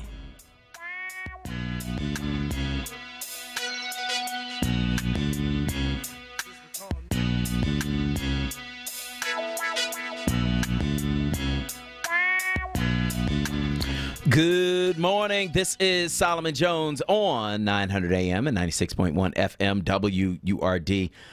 Let's go to our guest first. And he is, of course, Michael Kort. He is a host here on WURD, professor at Temple University, the angriest black man in America, and a lawyer extraordinaire. Michael Kort, good morning. Hey, Solomon, every time I hear you introduce me, I say I got to record that and use that for my promo. I really mean that. I'm like, wow, who's that guy he's talking about? Anyway, man, I appreciate that. Good morning to you and the listeners. Yeah, and so I wanted to get you on, man, because I know you are a big booster of your alma mater, Cheney University. They just got a United Negro College Fund donation to the university. I know the university has been struggling. So tell us about that donation and what it's going to mean to the university. The donation is a big donation. I guess more than just a big one. It's historic because most people don't know, but the United Negro College Fund, they actually focus on private HBCUs. Cheney is not a private HBCU. Okay. Neither is Lincoln. And it's interesting because Cheney is a 100% public institution owned by the state. Lincoln University is state-related. So Cheney, state-owned, Lincoln University, state-related. And because both those HBCUs are not strictly private, the fact that they have been giving these grants, these awards by the United Negro College Fund is a major, major deal. Now, the total amount for each university is $60,000. The money is important. The fact that it's historic because it's never happened before is important. But it's really great for Cheney right now because, as you pointed out, Solomon, Cheney has been going through some rough times. So any good news regarding university is important. And if you give me 1 minute, just 60 seconds, that's 67 seconds to break down everything about this. First of all, anytime there's grants and scholarships and awards and money to Cheney University, that puts us in the right direction because right now we're in the midst of what we're calling $4 million forever. If we come up with $4 million, Cheney University, if the alumni and supporters come up with $4 million by July 15, then we're going to get backing from major corporate leaders in and around Philadelphia, basically going to provide matching funds. So if we're getting the $60,000 from United Negro College Fund, if alums are giving money here, money there, and we come up with $4 million by July 15, we will be around forever. We got this thing going on at Cheney called the Institute for the Contemporary African American Experience, and it's really kind of convoluted and complicated, but it comes down to this. We've partnered with Thomas Jefferson University, with Epcot Crenshaw, that's an environmental technology group, with Starbucks, that's trying to do the right thing, and a major hotel chain. All these corporate organizations are coming to Cheney's defense, and when you look at organizations like Starbucks, in the same way that Starbucks is trying to help us, we're helping them to try to do the right thing. Long story short, Solomon, the United Negro College Fund grant, award, scholarship money is a great thing, but that's only a step in the right direction. Folks can be like the United Negro College Fund by sending a donation to Cheney. Cheney was founded in 1837. We're asking big ballers to send us $1,837. Those who can't do that, send us $187.30. And those who struggle with that, just send us $18.37. And if folks want more information about how to do that, just contact us at the Cheney Alumni Association. Just Google Cheney National Alumni Association, and they can help us reach this $4 million. And before I wrap things up, Solomon, I got to give a big shout-out, a major shout-out to the United Negro College Fund, not only because of the money, because they did what they normally don't do. They normally don't help public institutions or state-related institutions. They did that for Lincoln. They did that for Cheney. We appreciate that. And if they could help Cheney, certainly WRD listeners can do the very same thing. Yeah, absolutely. So that is a great thing, and we are looking forward to really inviting our people, man, into that process to help Cheney University, as the United Negro College Fund has made a huge investment and a worthy investment in Cheney University. One thing that I want to talk about before I let you go is the reparations. You wrote a piece in the Philadelphia Tribune. Stop talking about reparations until you know these facts. Yeah. What are the facts that folk need to know about reparations? And I'm glad you asked. The first fact is that people think that House Resolution 40 mandates money going to the pocket of every black person in America. No, that's not true. House Resolution 40 simply puts together a commission to investigate. That's the first thing it does. And the second thing it does, it demands an apology from the United States government. That's the first thing. When people talk about House Resolution 40, they think it means money in our pockets right now. No, it does not. Just a commission to investigate. The second thing, and it's 6 things that I laid out, but the second thing that's really important to me, and it's funny, Solomon, because there are reparations activists like me who disagree with the point I'm about to make. And that point is this: we should not receive any cash. I'll never forget a skit that was on Dave Chappelle's show when black folks got reparations. And the next day, everybody had either a truckload of Newport cigarettes or a brand new Cadillac. And as funny as that was, it was real. I know. His fool and his money are soon parted. So we would give it right back. What we need basically is we need more than something temporary. We need something that's permanent, something like free education from grade school to college. We need health care. We need mental health care. We need enhanced affirmative action. We need something to put us as a group where we would have been had there not been slavery. And the third thing I'll say finally, and if folks want more information, check out all 6 points in the Tribune. But the other thing that I said about the cash is this, Solomon. I can't imagine that when that Portuguese slave ship arrived on the docks of Angola in 1619 to begin slavery in America as we know it, I can't imagine that mother who was shackled and placed on that slave ship said, hey, you can kidnap me, you can buy and sell me, you can rape me, you can lynch me, you can amputate me, but at the end of the day in 2019, just give those black folks, my descendants, $1,000 a piece, $100,000 a piece, $1 million a piece, and it'll all be good. No, cash is blood money, and insufficient blood money at that. We need something to move us forward, and if folks want to know more of the details, check out the article. But the bottom line is, one, reparations is not mandated in House Resolution 40. It's just a call to investigate. And two, we can't be talking about getting no cash. That would demean the outrageous trauma that black folks have gone through. And final thing, Solomon, very quickly, I don't stop at 1865 with the 13th Amendment. I go up to 1964 with the Civil Rights Act. Because it's not like at the end of the Civil War and with the 13th Amendment that black folks were placed on equal footing. We were not, and really not even in 1964, but that's a good starting point. I'm going from 1619 to 1964, and more of the details are laid out in the Sunday Tribune. So All right. Thanks for giving me time to talk about all this. I really appreciate it. All right, Mike. Well, we appreciate you, too. That is Michael Cord. He is a host here on WURD, lawyer extraordinaire, Temple University professor, and, of course, the angriest black man in America. I want to hear from you. Give us a call, 215-634-8065. We got some callers holding, and I want to thank you for holding. So let's run right through them. Let's go to Marble from Trenton, New Jersey, on line 1. Go ahead, Marble. Good morning. Good morning. I'm not going to go into the Trump psychosis that a lot of African Americans seem to have. We talk solutions. I just like what the speaker just said. For instance, simple things that we can do.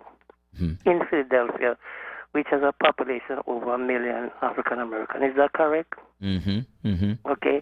And yet, we don't have a street, our avenue, which is totally controlled with African American business. There's no Black Wall Street in Philadelphia.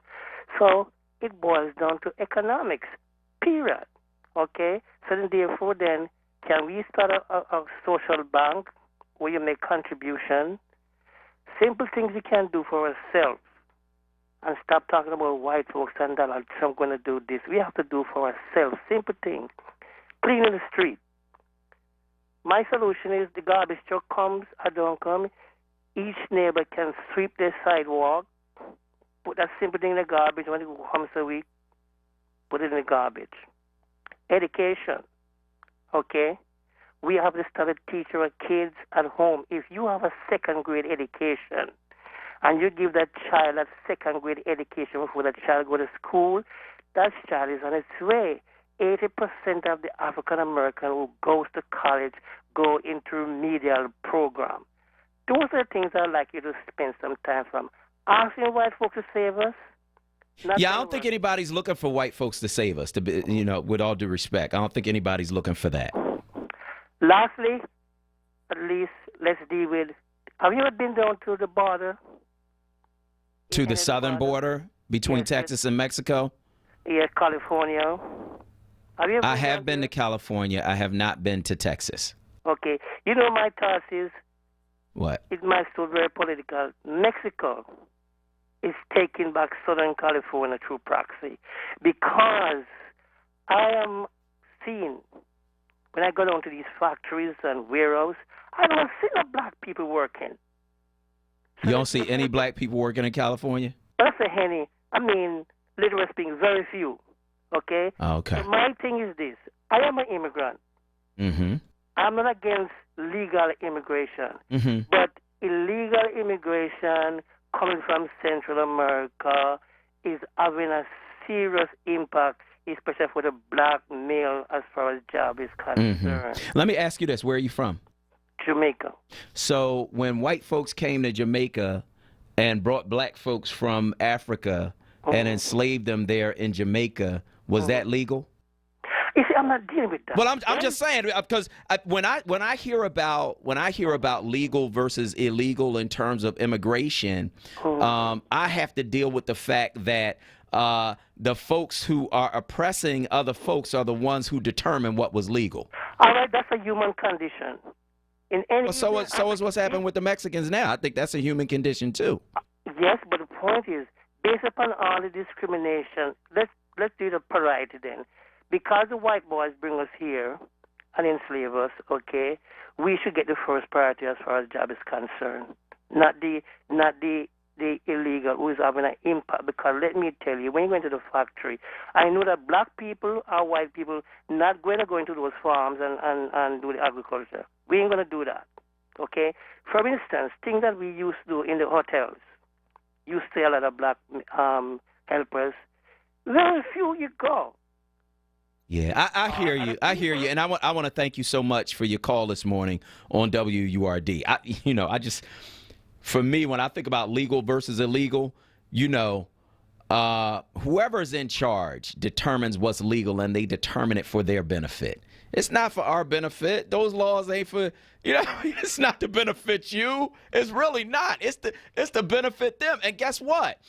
If the laws that they put in place begin to not benefit them, you know what they do? They change the law.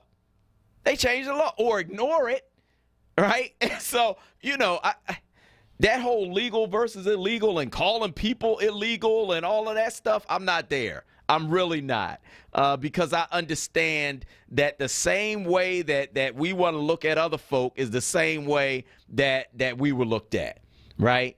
And, determining what's legal and what's not illegal, and legal immigration and illegal immigration. White people were just able to come to Ellis Island and sign a piece of paper and walk in. Are you kidding me? That was what was legal for them, right? But now for other folk, it's suddenly you got to jump through all of these hoops. You got to take years and years. We got to investigate you for a decade and then tell you no. Come on, man. Bill from North Philly is on line 3. Go ahead. Go ahead, Bill. All right, let's go to Melissa from Philly on line 4. Go ahead, Melissa. Good morning, Solomon Quesa. How Good morning. are you? Good, and you?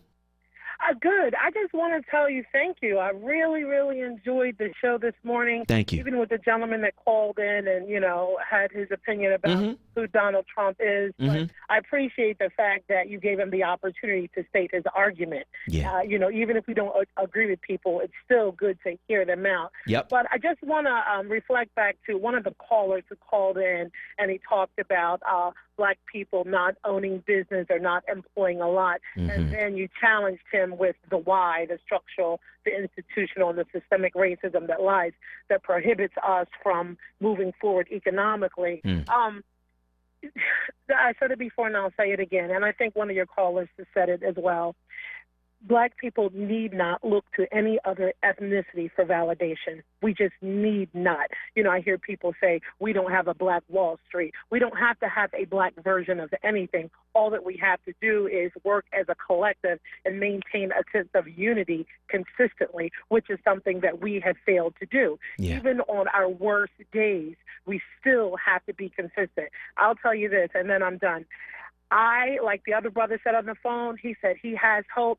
When I, as a child, realized that people like Haitians were able to free themselves from their slave masters, when I, as a child, realized that we as black people were once physically, in bondage, and I saw that ancestors were somehow able to create a way out, then that just told me alone that, the sky is the limit. There is nothing that we cannot do. That's right. If collectively we come together. So I am always optimistic about the succession of black people as a whole.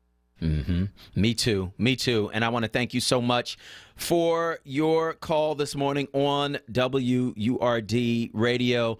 And I want to thank everybody who joined us on today's show. Man, it was a hot one today, and we appreciate each and every one of you. So I want to thank our guests, State Representative Jordan Harris, Dr. Tim Golden, Keaton Nichols of NBC Sports Philadelphia, lawyer Michael Cord, and, of course, our very own Sarah Lomax Reese, who joined us as well, President and CEO of WURD Radio. And now, for super producer Kawesa and for super intern Valerie, I am your host, Solomon Jones, saying tune in tomorrow at 7 for more Wake Up with Word. Peace.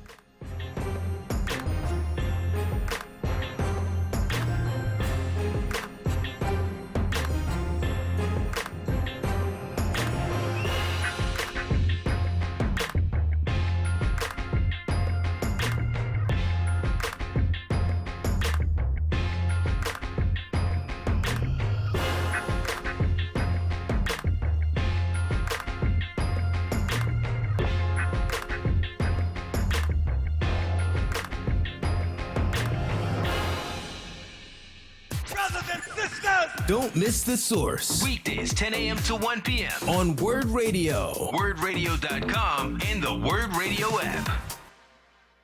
Millions plan for retirement online. Estimate your future benefits, apply for retirement, and manage your benefits all from the comfort of your home. And give yourself the freedom to do what you want offline. Social Security's online services help put you in control with secure access to your information anytime, anywhere, allowing you to spend more time with family, friends, or simply just enjoying the day. Social Security, securing today and tomorrow. See what you can do online at socialsecurity.gov. Produced at U.S. taxpayer expense. A place like home 2, located 2276 Georges Lane, provides a clean and active environment for seniors, including referrals, daily cognitive therapy, podiatry, exercise, arts, and crafts. Call 215-878-1200 now.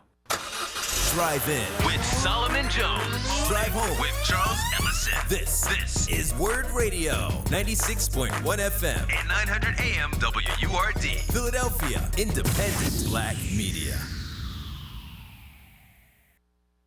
The views and opinions expressed by the guests, listeners, and hosts of any program on Word Radio do not necessarily reflect those of ownership, management, or advertisers of this station.